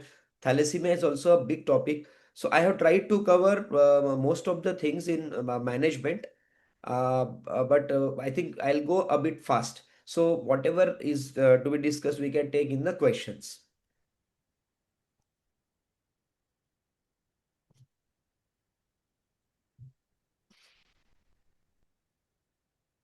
So we know what is important, and hemoglobin has we have been right from our pediatric days we are reading about this alpha beta chains, gamma delta chains.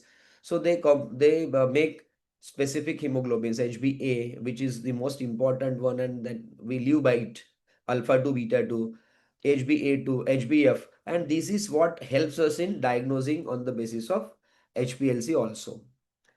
So this chromosome 16 and chromosome 11 alpha genes and beta like genes are very important for our survival.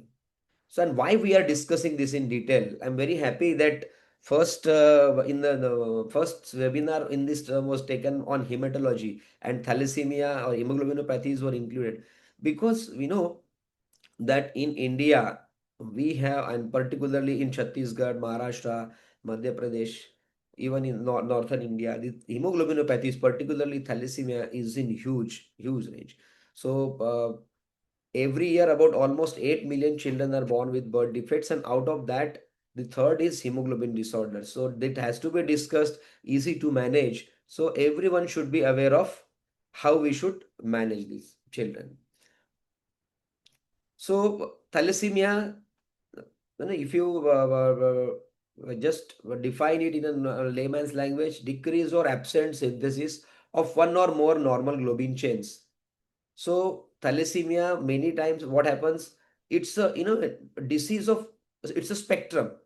There are like many people come with only alpha thalassemia or beta thalassemia trait and ask that, do we need treatment? As somebody was asking, do we need some folic acid in sickle cell trait? It's like that. It's a continuum. Many patients absolutely are normal. So alpha thalassemia trait, beta thalassemia minor, to the severe most like non-deletional HbH disease or beta thalassemia major, and many severe E beta thalassemia patients who require blood for their lifelong survival. So it's a continuum. Thalassemia intermediate, that is non-transfusion dependent and transfusion dependent, many patients of NTDT can ultimately convert into transfusion dependent thalassemia, and many may not. So it's a continuum that we should be aware of. So today we'll be discussing about beta thalassemia specifically. It's an autosomal recessive disease. Every one of us know. What is important is pathophysiology. So most are pediatricians, so we know what happens. Excess of these alpha globin chains cause all the damage.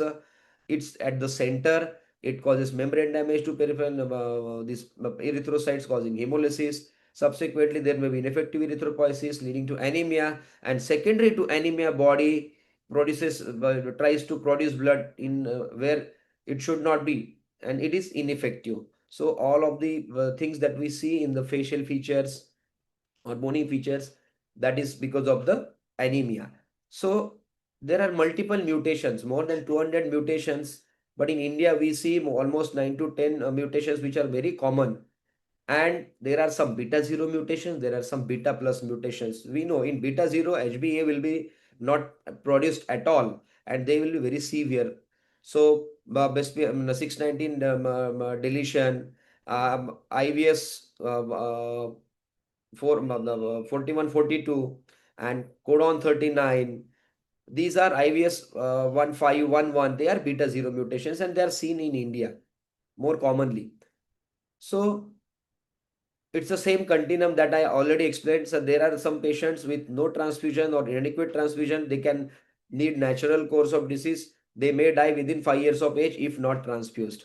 There are some patients with regular blood transfusion but poor chelation. Their manifestations of iron overload at the end of first decade will be severe, and many patients we lose to them. And then there are well-managed children with regular blood transfusion, proper chelation. They can, in many centers, they can have their normal puberty and can have normal life expectancy. So it is very important how we are managing our thalassemia children. CBC, madam has in detail explained about how to, go about discussing any and finding out any anemia. So that I will not cover. In electrophoresis, this is the how beta 0 homozygous thal will be seen. HbF will be almost all the hemoglobin, and HbA to HbA will be 0 if it is beta 0. So these are the initial diagnostics, investigations, and in thalassemia, what other things we see is we see liver function test.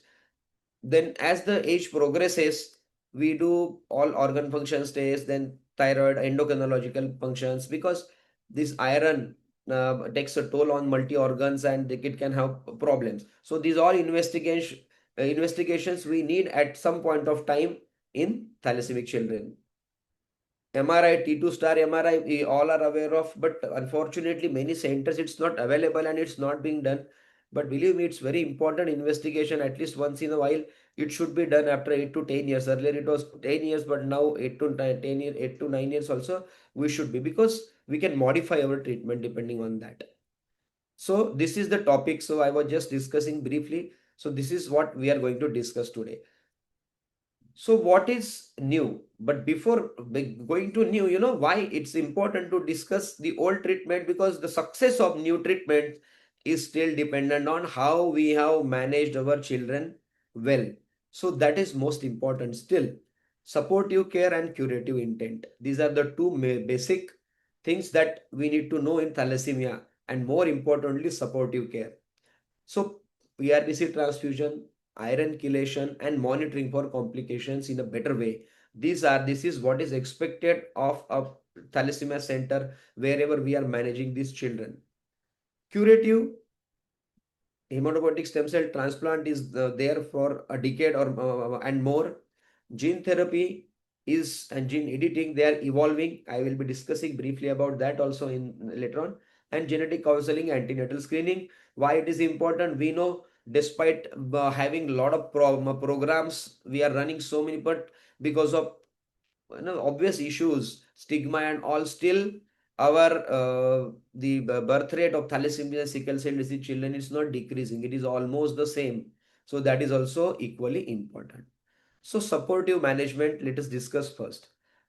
It's a multidisciplinary approach. I will emphasize on word multidisciplinary because neither hematologist nor pediatrician can single-handedly manage a thalassemia child. We can manage, but we will not be able to give the quality of life that they deserve. So it's a multidisciplinary. Everybody has to see pediatrician, hematologist, and as they progresses, endocrinologist, orthopedician. If everyone sees the child at appropriate time, they can live their normal life even without bone marrow transplantation. So that is why I have specifically mentioned multidisciplinary approach. So transfusion is most important. Iron chelation, splenectomy is not very rarely done, but sometimes it's needed. And fetal HB induction has been tried even in thalassemia. So what is the objective of supportive management? Growth and development. Most of the children of thalassemia, if they are not properly transfused, their growth and development is affected. Anemia correction is important. They should have a normal carrying capacity, and they should not be hypoxia. Growth should be good. Prevention of iron overload. Iron is a good thing, but if it is more, what is not in the quantity is not required, it can be a poison. It can destroy your many organs. Treatment of complications, as and when they come in early, when we should pick them early and treat them. And counseling and prevention. This is what is expected of supportive treatment. Blood transfusion, the most important thing in thalassemia. We know it is important for good growth and development, energy levels, and sufficient suppression of intra and extramedullary hematopoiesis. In most of the patients, even today, we see with lot of facial features that we should not be seen actually, because the guidelines are there for long. Unfortunately, at many centers, blood is not being given at the level that should be given. So we still see. So, but that is one of the aim. So we have to aim that there should be sufficient suppression of intra-extramedullary. So give blood after hemoglobin of 9.5. So pre-transfusion should be 9.5 to 10.5. We should not return the children at the hemoglobin of 9 to 9.5. So leukodepletion is important. Reduction of 1 into 10 to the power 6 per liter of W leukocytes per unit. Why it is important? It has multifaceted effects. It can decrease transfusion infection, can prevent HLA albuminization. So that is important in subsequent things also. It can decrease febrile non-hemolytic reactions also. So leukodepletion should be available in the blood banks, ideally everywhere where thalassemics are taking blood, and that should be preferred method is always pre-storage. Otherwise filters are being used, that is also a good thing, but if it is available in the blood bank pre-storage, that's the best thing to be done. Preferably blood should be NAT tested. We know we here and there we get news that somebody has contracted HIV, although NAT also can, but if you have NAT tested, the chances are very, very less compared to what we use regularly. So washed RBCs sometimes are given if the patient is having IgA deficiency. Then neocyte transfusion was the thing, like if the RBC is just 12 days old, as fresh as possible.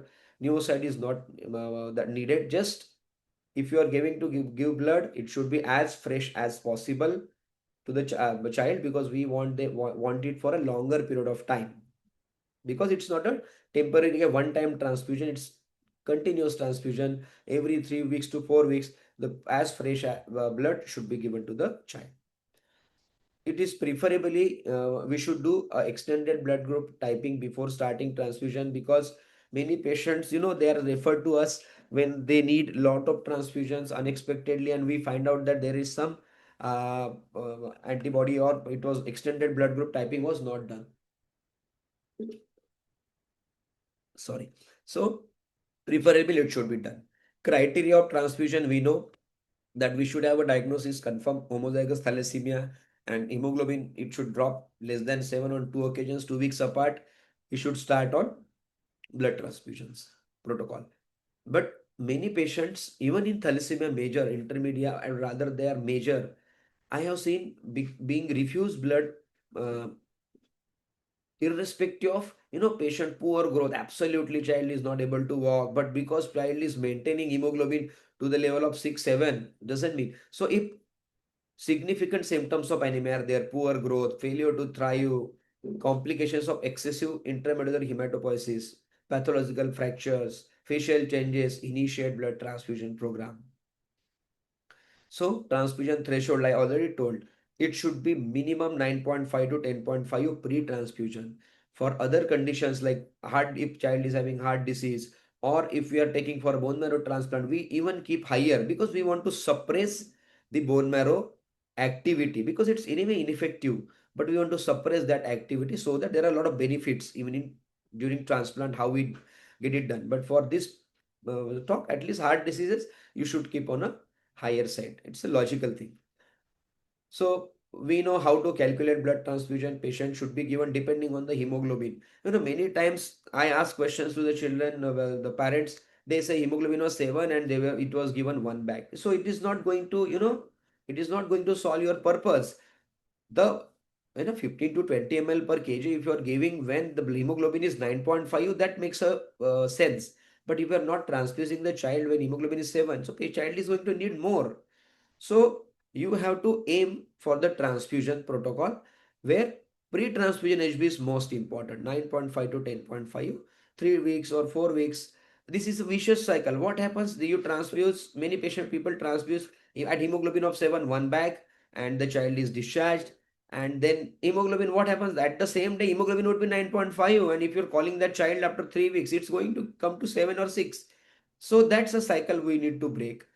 Catch the child at the time, give proper transfusion, then ask to come after 3 weeks, then we can maintain. Otherwise, for years together, patients do not get proper blood transfusion, and then they'll end up in all of the troubles, and permanent treatment, your transplant or other things also are not possible, or at least not that successful. So calculation of annual blood requirement is important. Why? Everyone knows that if it is more than 200 ml per year, per kg per year, patient may need splenectomy. In some patients we may need. So we have to otherwise find out other causes. So that is important. So more than 200 ml per kg per year. Some people say more than 220 to 40 ml per kg pure red cells. The splenectomy may be considered. So a lot of adverse reaction, blood transfusion, I think everyone knows. I will not cover it here. Iron overload. So I already told iron is a magical element. It's very good when in normal. If it is if it is in low quantity in body, a lot of problems. Even it can affect your brain, maybe permanently also. Many children, they do not have that much IQ later on, and that has been proven. But if it is in the excess, that is also a problem. So this non-transparent bound iron and iron overload is very important in thalassemia and should be tackled appropriately. So what do we do? Everyone is aware that most of the common investigation that we do is serum ferritin. So serum ferritin, why? It's very easy, accessible, inexpensive, and it's a good correlating agent. It's correlating investigation with other modalities also, because even ferritin in many patients I see that they are doing yearly, which should be done 3 to 6 monthly. So asking for T2 star MRI or liver iron status, it's difficult. So ferritin is a good agent, but should be done when patient is not having fever or not having any URI or anything, because it's a acute phase reactant. So it's good thing. Disadvantage, it's an indirect estimate, definitely. Inflammation, we know it increased in inflammation. So then how to measure liver iron concentration? So either there are invasive method by liver biopsy, or we can go ahead with squid, which is not available, and we can go ahead with T2 star MRI. So T2 star MRI we use very often actually, particularly in transplant setting we use, because it gives a good correlation. And the treatment, because our treatment depends on how much is the iron overload. I will take you through in later slides. So it's important, although it's not possible everywhere, many places, but at least by the age of 18 years at least it should be done in patients who have not been chelated well, or look like they are having iron toxicity. Right from the color of the child, you can see many patients are having iron deposition. And so in those patients, at least get it done, so that you can monitor or manage how to titrate your chelation. So it's an important advantages. Disadvantages, we know it's an expensive thing compared to ferritin, but yes, many times if you do that expenses of 5-6 thousand at one point, it can save you a lot of money later on.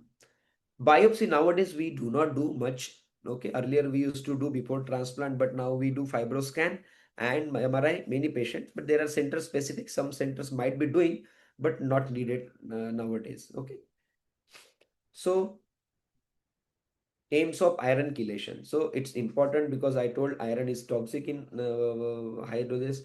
Rescue therapy, sometimes we need to increase the rate of excretion. Child is having some problems, or heart has affected. So in those patients, many times we need rescue therapy.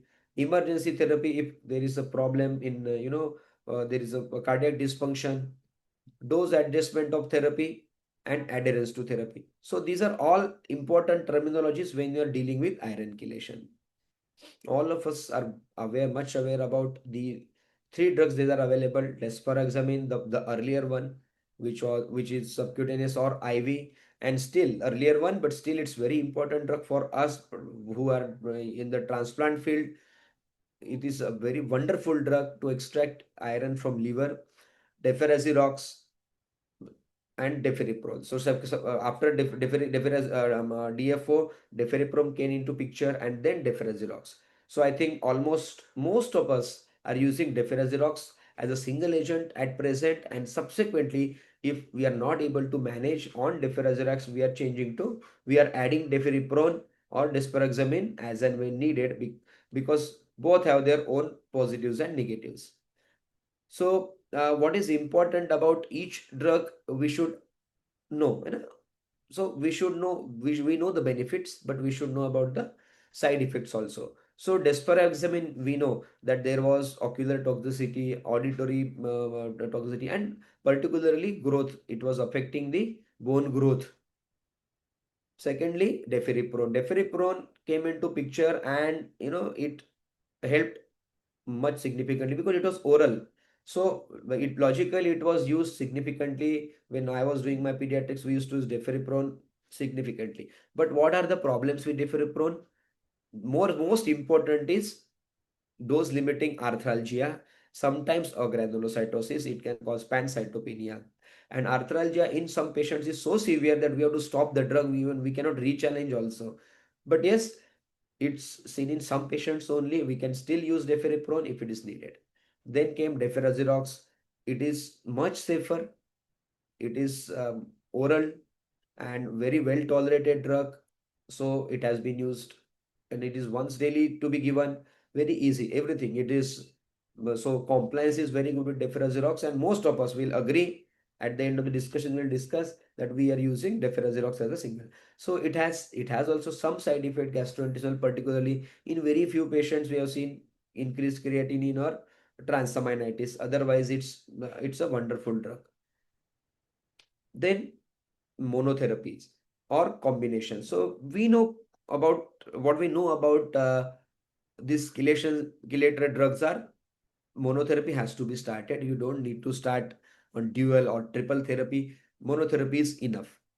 So deferoxerox is mostly initially started now, but this is the older version. So this was started earlier. So when it is needed? So I will just discuss what's to be done in which situation. So for example, new patient, if you want to start mostly deferoxerox, the dose we know that what deferoxerox, the dose of deferoxerox is. So 20 mg per kg per day is enough. If ferritin is more than 1000 or at least 10 to 20 transfusions have been given, we should start the deferoxerox and can increase to 10 to 30 mg per kg. Now newer formulations like film coated tablets are available. So dose is a bit lesser. So maximum dose is 30, or in non-film coated earlier tablets, we could go up to even 40. So these doses are to be given for film coated tablet 0.7. You multiply by the dose and you can give it. So differentiate is available. So whatever the agent, if it is film coated, you give at a lesser dose and follow the ferritin levels, follow the child clinically. If ferritin is increasing, significantly increasing, then only you need to, after increasing the dose to full, you can add second agent. Before adding, I think it is better to take opinion of a hematologist whether patient needs or not. So what agent depends on your choice. So deferriprone is second usually used. Why? Because of ease of giving. Deferriprone is also oral. It is given usually at the dose of 75 mg per kg divided in 3 doses, and it has a good effect on heart function also, that has been tested. But the best agent for dysfunctional heart, like whenever there is a acute toxicity like acute cardiac problem, desferrexamine is the best to use. And in transplant setting, if you discuss about chelation, we usually start with dual agents. For 6 months, when we get a child for transplant for thalassemia, most of the patients are iron overloaded. Even if they are well managed, we need to manage them for 4 to 6 months. So usually we prefer the two agents and bring their ferritin level as less as possible, ideally less than 1000, but many times it's not possible. We go ahead and check their fibroscan liver, because why it is important for transplant perspective is we need to know the liver status, because the drugs that we use in transplantation are hepatotoxic. All they go through liver, and there is a problem. There is a issue called as veno-occlusive disease or sinusoidal obstruction syndrome lately, what we call recently. So that is a dangerous disease. If it happens in transplant, it can kill the child. So we have to be aware that such is the effect of proper chelation. If you properly chelate the children with either single agent, if needed dual agent, these children can do absolutely well in subsequently in bone marrow transplantation also.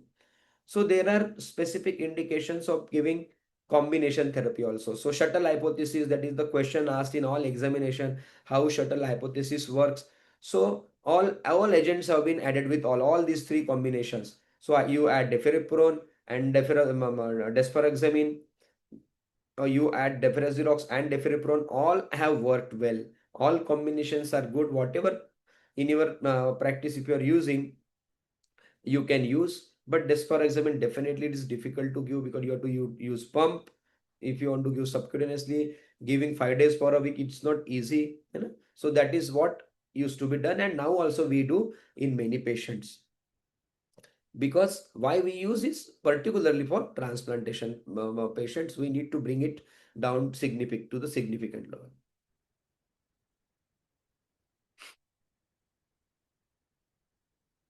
Then rescue therapy. So to get the negative iron balance, I think I discussed this. If T2 star cardiac MRI on it, if it is less than 10 milliseconds, so for it is the rescue therapy is needed for cardiac iron overload to bring down the heart failure. And most important drug here is desferrexamine therapy. You give it 50 mg per kg IV continuous. It should be continuously given, and it is very effective. It is the only drug proven to rescue heart even when it is dysfunctional at some point of time. And in particularly in bone marrow transplant, I have been discussing that we can increase the dose of deferriprone and continue deferazirox, or we can use desferoxamine also. So unwanted effects, I think we discussed that there are side effects of each of drug that we discussed, and we should be aware of it because we need to monitor them well. And what happens if we don't monitor properly, if the children are not seen properly, many times the problem goes out of the hand, significant arthralgias because of deferoprone, and they do not take any chelation. So we have seen some children or parents, then they drop off that, and then it's a disastrous thing. So I think this is almost all of us know that deferoxamine giving is not easy, and it has to be subcutaneously given. Usually we follow it should be given at multiple places where you can give subcutaneously. Can't give at same place, lipodystrophy can occur. There can be local reaction which can be treated with hydrocortisone mixture, or preferably it should be given by a central line. But if you want to give by peripheral line, we also give in peripheral line because pre-transplant we cannot put the central line 6 months earlier. So we give in a diluted form. You can dilute in 200 to 500 ml of saline and you can still give. So a lot of cardiovascular complications as the age progresses. They can get a lot of cardiac complications, thromboembolic complications, pulmonary hypertension. So, so here comes the role of multidisciplinary always. Obviously, pediatricians understand that this is happening. Better to show to a cardiologist once so that, if they need some treatment for that particular thing, we can start earlier. So cardiac evaluation is important. Then regular transfusion, while on regular transfusion, they should be monitored. Liver disease is very important. So I know that all of pediatricians, they do regular checking for this triple H, the organ function stage. They should be done, and when required, they should be done. And liver disease is very important. Any liver disease, I mean liver disease here is, it can be infective because of the viral hepatitis C. We know in many patients we see viral hepatitis, or because of the iron deposition per se. So on clinical examination, many times we can see pigmentation, hepatomegaly, whether the liver is palpated, is it looking like far too hard. So these things are picked up, and then go for hepatic transient elastography, find out the liver fibrosis. It's easily available with gastroenterologist of late. Okay, so that we can add the agents. If you are seeing in few patients, they may be very liver tropic, and they have. My observation here in Vidarbha, I shifted last 3 years back. I've seen a lot of the cardiac function is good. Even cardiac iron deposition is better. But lot of patients are having liver fibrosis or significant iron overload. Particularly, I'm talking about Chhattisgarh. I have transplanted many patients from Chhattisgarh, very severe. Almost 6 months I needed for extracting iron from the liver to bring down from severe iron overload in T2 star MRI to the mild category. 6 months, and then only I could transplant. So such is the impact of liver disease. So it's important. Then growth abnormalities, we know short stature because of lot of issues, and anemia because of hypoxia, iron overload, puberty gets delayed. So lot of things result in short stature. So that is, you are the best people to look after it, monitor their height, and if we need, take opinion from a pediatric endocrinologist if needed. So all the endocrine organs can be affected at particular age, particularly after 8 to 10 years. So management, I think this I will not be talking because it's a lot to talk. Management of growth retardation. This is pediatric center. You people are more, I think, experienced than me in managing these growth and development of the children. Endocrine disease, same.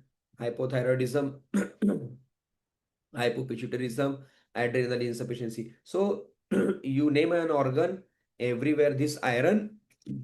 Just a second, I'm drinking water, please. So these are the organ functions and endocrine functions affected, should be checked. Bone parameters, DEXA scan, if required, zoledronic acid or alendronate. Dental care, very important. Dental care is important because if you don't transfuse the children well, they have a lot of hemolytic faces and their teeth are floating around. So we need to take care of them. They can have dental caries. Splenomegaly, I think this is important. So sometimes we have seen, particularly in cecal beta or intermedia or even in thalassemia majors, huge splenomegaly. If you don't transfuse properly, huge splenomegaly, the indication of splenectomy is very clear nowadays. It should be avoided as much as possible. If less than 5 years or 6 years, absolutely. But even at later age also, we should try to avoid it.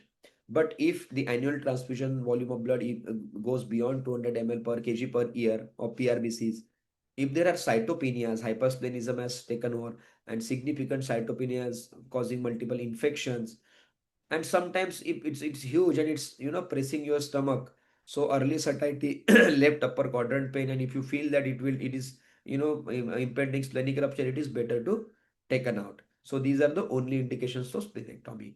But very beware of, it's again pediatrics portfolio, very important.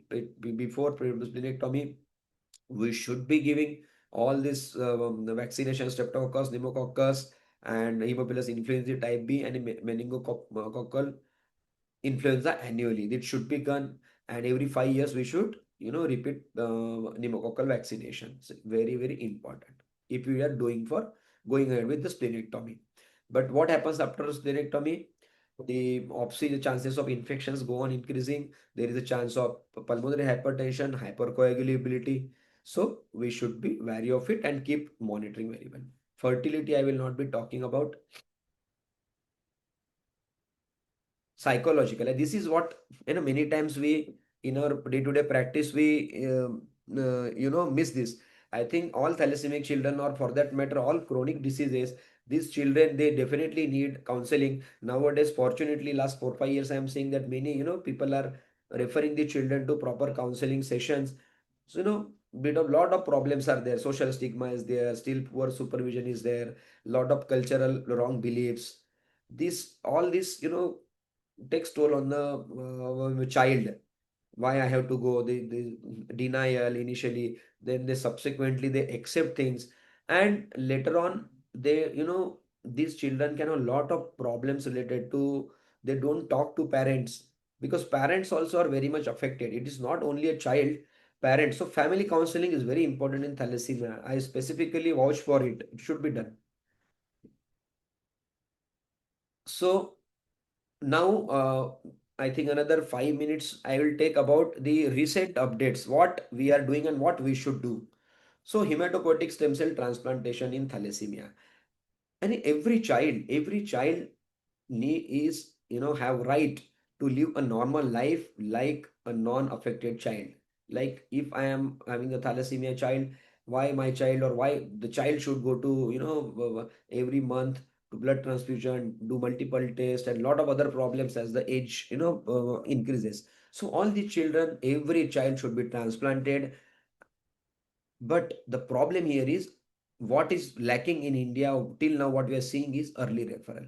Many children, because, and it is not pediatricians or anybody's fault. The problem is many people feel that how they will afford. But now with Chhattisgarh government is one of the example for the world, that they are sponsoring all thalassemia children transplants. Not only now Chhattisgarh, Tamil Nadu has taken, or even Maharashtra also is now started. So these funds are available. It is a matter of counseling the child, and as early as possible. If child is seen within 2 years by a hematologist, we can plan the transplant. We can plan their management. How? Because the outcome is totally dependent on how we manage pre-transplant with the supportive care. If you transfuse them properly, if there is no splenomegaly, good chelation, obviously there won't be any liver disease, and the outcome is going to be, you see, the overall survival in this slide, if you see less than 17 years, match sibling to 97% overall survival. It's huge. 90 to 90. It is even in India, the data is same. Match sibling donor 90 to 90. Even mud transplants we are giving nowadays 80 to 95% outcome. Most of the patients as good as like match sibling donor. But why? When this only happens if we are managing children very well previously. many people, even pediatricians, physicians, or in the community, they feel that, oh, that child was transplanted and did not do well. But we cannot look at the one child, and that child might not have been managed very well. So that's a issue. If we are managing them well, outcomes are phenomenal in transplantation. So there is a classification called as Pesaro by Pesaro group about class 1, class 2, and class 3 thalassemics. So hepatomegaly, if it is more than 2 centimeter, it's a risk factor, portal fibrosis and irregular chelation. If we have only one factor, it is class 1. But if you have all 2, 3, it's a class 3. So this, as the class increases, class 3 thalassemics, if you are transplanting, you look at the outcome, 65% overall survival. Why is it so? Because their organs have been already damaged by iron. So lot of things are problems. So early referral is very important for this. If we can manage them well and we can transplant them preschool. So ideally, child should be transplanted preschool. Conditioning regimens, it is out of scope of the discussion of this end, but yes, I will tell you there are different drugs that we use for conditioning. It's called as conditioning chemotherapy.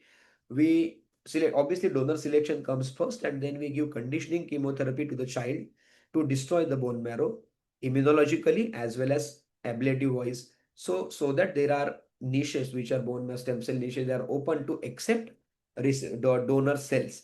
So these drugs are good drugs, obviously, because they are helping us, but they have their own toxicities.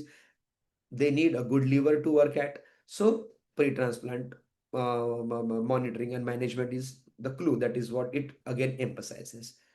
With these conditioning agents, different drugs, last 15-20 years, the drugs have been, how we manage the drugs are the same, but how we manage them well has changed the outcomes. Same like the story of acute lymphoblastic leukemia. All senior pediatricians must be knowing what was the outcome 15 years back and what is the outcome at present of acute lymphoblastic leukemia. Why? Drugs are same. Many drugs have come, but even with the older drugs, but the protocols have been modified. Supportive care is good. Similarly, in conditioning also, we have got better drugs. We have got same drugs with better protocols, better supportive care. So outcome have improved. Then a word about 50%, because everybody, even thalassemic children, know by these lot of camps that haploidentical transplant. Many parents come to me and, sir, we want to go ahead with haploidentical transplant in thalassemia. But no, it's not the dictum. See, there are two things about bone marrow transplant. One is what is standard of care, and one is what is clinical option. So yes, in patients where we are not getting the donor in my sibling or mud, in few scenario, we can go ahead with 50% match transplant, that is haploidentical transplantation.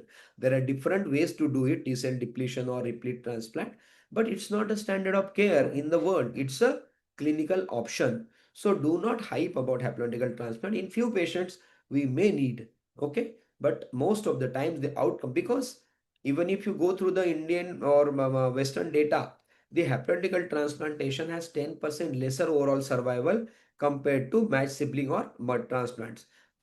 Very logical, because it's a mismatch transplant. It's a 50% match with parents most probably or sibling, but 50% match. So we have to give a lot of immunosuppression. So a lot of complications can be there. Rejection can be there. If there is no rejection, GVHD, the risk is very high. So with newer protocols, the newer techniques, the outcomes are reaching into the mud and my sibling donor. But as of now, hematopoietic stem cell transplant is not, in haploidentical setting, it's not a standard of care, which may become in future.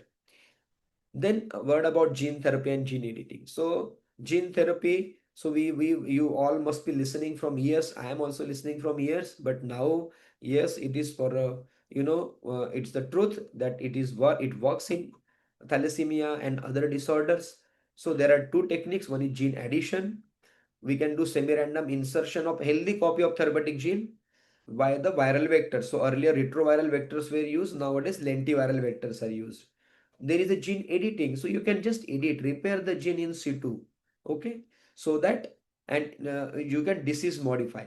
So particularly if HbF synthesis, we know in sickle cell or thalassemia, if HbF is particularly in sickle cell, HbF synthesis increased, pan-cellular particularly, it will go, the disease will completely be modified and problems will not occur. So that has been tried in both thalassemia and sickle cell disease with success. So by gene addition, healthy copy of beta globin gene, and then with the help of regulatory genomic elements, we put into target cells. They are self-inactivating lentiviral vectors, usually not associated with genotoxicity so far. But even with lentiviral vectors, there are few cases, I think 1 or 2 cases, particularly in sickle cell disease, not in thalassemia till now. So by gene addition and then gene editing, with the use of zinc finger nucleases or CRISPR-Cas9, that is the most important, most successful CRISPR-Cas9 knife is used. It is, you can disrupt the binding site or enhancer of BCL11. So if you suppress BCL11, it can upregulate the HbF pancellularly. So these two things are available in the world at present. In India, till not available, but at multiple places the trials are going on for sickle cell disease and thalassemia. I hope that it will be, in near future it will be available. At present, the cost in US goes to almost 20 lakhs to 21 CR to 40 CR. That is what the recent data I got it. So it's hugely costly. But yes, in India, we know earlier many drugs were costly, but India is a leader, and I think we will be definitely in very near future, we will get these technologies in India, and it will be very, very cheap, believe me. So a lot of other drugs. So there are drugs which are ruxolitinib. It's a JAK inhibitor which was tried, did not work. Sotatercept. But there are two drugs which have been found that they decrease the transfusion. So one is beta and luspa. So I will talk about luspatercept because it's quite some time now. So it can be used in patients who require regular blood transfusion more than 18 years of age. It's indicated 1 mg per kg every 3 weeks can be used. So but we can see within in subsequent periods, if there is definitely increase in blood hemoglobin and decrease in blood transfusion, then we continue, otherwise we can stop it. So we do not deal with more than 18 years, so I usually do not use luspatercept. Mitapivat, this is just, it's a new drug on the block. January, I was there in there some part also. January 2026, it has been approved by management. So it's it's a very good drug. It will be approved for sickle also in near future. At present, for pyruvate kinase deficiency and this thalassemia, they have approved. So it is a broadly applicable drug. It has proven its efficacy. Both alpha and beta thalassemia phenotypes, almost 46% patients, did not require blood for significantly long time. But we need to see in the real future what will happen in our scenario. We will see here in India. So, but by this improved quality of life, what they are Mitapivat is contemplating that the side effects will be much less. Although some hepatotoxicity has been given as a word of caution in their drug leaflet, but it is a relatively safer drug. So we hope that it works in thalassemics. Luspatercept, I think these are the two drugs that then I think most of the things I have tried to cover, but it's a big thing, a big topic, very difficult to cover. But I will be very happy to answer in question answer session. With this, I think I would like to give you two take home messages. One is, being a pediatrician group, early referral to hematologist at least once. Your nearby hematologist, at least once you should see in 2 years, so that transplant can be planned in near future. Because we know in Chhattisgarh particularly, funds are not a problem. You can transplant that child in a better way. If you do transplant early, the outcomes are good. Even the weight based, the drugs are weight based. The cost of transplant is also very less. So a lot of things. So early referral is very important. Second thing is pre-transplant management. And what is required of authorities, those who are working in IAP at bigger post. I think in Maharashtra, what I have noticed, only Nagpur, in Vidarbha where I work, only Nagpur has leukodepletion facility in the blood bank. Rest of the district we don't have. So they are getting blood without leukodepletion, without NAT testing. So I think these are the things we should try to bring up to the notice It's not very costly. Government can definitely do it because it is going to help them in near future. Either if they are going to be transplanted, or even if they are living their normal life, their quality of life will improve. So I think these two things are very important. We need to see about the blood banks and and teaching our young generation pediatric, because most of the time consultants may not see the. I'm just sharing my experience what I've seen. Many people come to me, sir नहीं हमें बोला गया कि 8 के बाद नीचे तो आप घर जाइए, आप 10 दिन के बाद आइए. This is a common. So may not be blood may not be available, but this is not the situation in India. Such a huge country, we can get over that problem, arrange blood, and I think that should be told in every nook and corner. Every district hospital should be knowing what their RMOs or what their working physicians are doing. They should know that patient of thalassemia should not be. See, we are boasting that we are giving free blood to them, but we are giving at what cost? Their hemoglobin is going down at 6. Giving free blood doesn't help. We have to give them a quality blood and an appropriate hemoglobin level. I think these are the two key home messages I would like to give. Once again, I would thank Dr. Kiran Makhija and whole team IAP Chhattisgarh for giving me this opportunity and sharing, the talk with Dr. Neeta ma'am, who is one of my mentors. I have worked with her in Sir Gangaram Hospital. It's my, privilege. So thank you so much once again.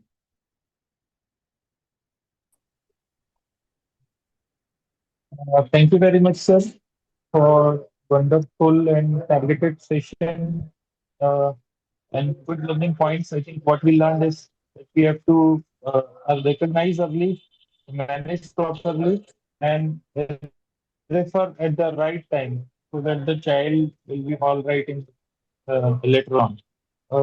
There are few questions in the chat box, sir. So first question is by Dr. Kiran Makhija, sir, is how old blood can be used for transfusion? So it is like, am I audible? Am I audible? Yes, yes. Yeah. Yes, yes, So yes. ideally, sir, as fresh as possible. Yes, yes, yes, sir. Yeah. So less than 2 weeks that is what we call new blood. Old blood. So if it is not available, then we have to use it. Otherwise, as fresh as possible, sir.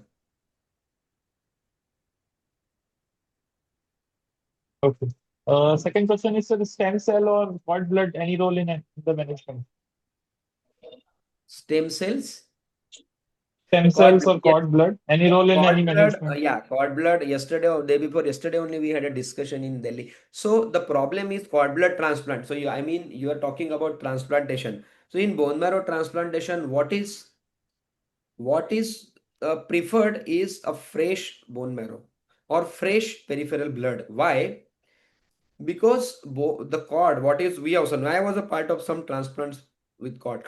The problem is in the cord, even if it is a matched, the stem cell dose do not remain that much. The blood banks that we save in India, we have not seen very good dose. Number one. Number two, the outcomes are not that great like matched bone marrow transplant or peripheral blood. Why? Because cord blood has less the cells T cell dose, and the engraftment takes time. So the cost of transplant also will go up, the infection rate also will go up. So keeping a child of whatever age, keeping at 0 WBC count for 3 weeks to 4 weeks, it will be a challenge, isn't it? The Klebsiella and all these bugs can come up and they can kill the child. So that is why cord blood transplantation in India are nowadays not done that much, very less in fact. Yes, sir. Next is luspatercept in pediatrics. The drug, I think.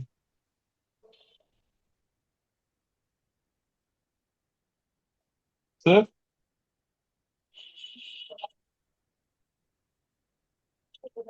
Dr. Satish, sir, are you there?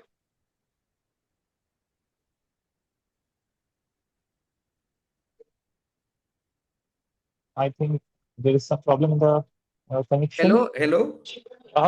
Sure. I have asked this luspatercept in pediatrics. Hello.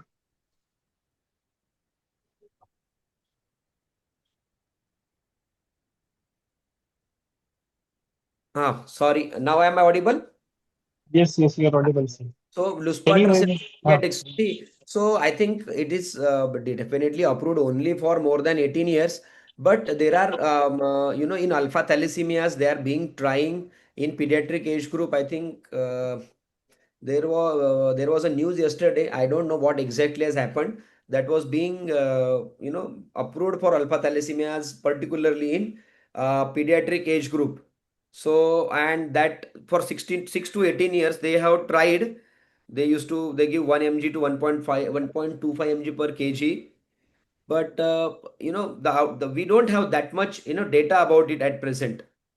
But yes, we need it because see, 18 years we don't see the children above 18, and those many patients are there who require a lot of blood transfusion earlier. So in those patients, we have tried using hydroxyurea, thalidomide, but I think luspatercept should be do. So what they kept in their the target strategy phase 3 trial was at least reduction by 1/3.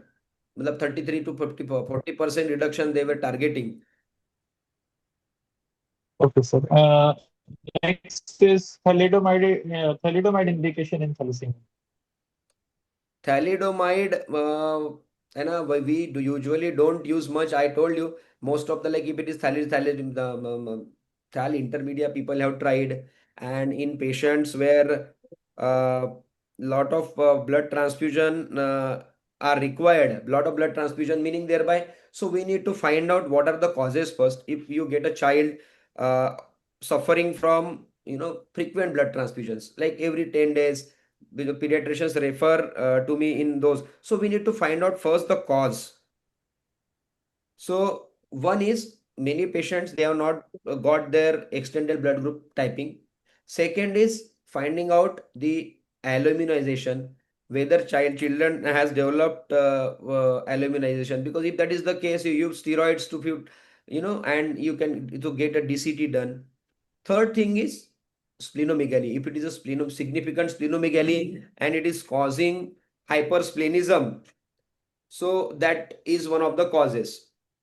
But then thalidomide consideration, like it is like it is off-labelly can be used, particularly in thalassemia intermedia. Sometimes in luspatercept that has been tried. Many people have tried it, but in my practice, what I have said, I have not seen much effect. And you, even a group of pediatricians, you must be aware that it has been tried by, there are two eminent hematologists in India who are using it, for patients for early age to keep them transfusion free, but not in the single status. They are adding, other agents like wheatgrass and steroids for 2 months. So that is what has been seen. But yes, thalidomide has been known to have some effect on in reduction of ineffective erythropoiesis.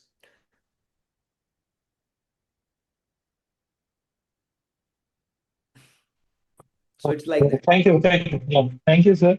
So this was the last question. I would like to thank all our CGAP members, my seniors and colleagues who has joined in this webinar. And I also would like to thank our speakers, Dr. Neeta Madam and Dr. Atish, for such a wonderful and insight practical sessions.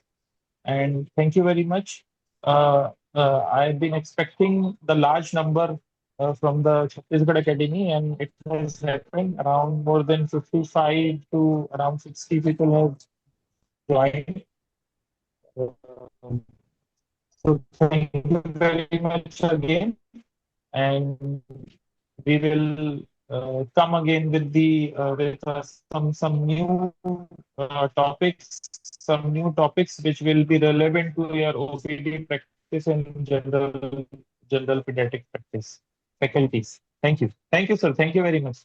Thank you so much. Thank you, Dr. Atish, for Thank an you, sir. excellent talk. Thank you, sir. For sparing time for us. No problem, sir. I'm always happy to talk. Thank you. Thank you so much, sir. Thank you. Thank you, sir. ठीक है sir. Okay. You want to say something, sir? Rajneesh, sir?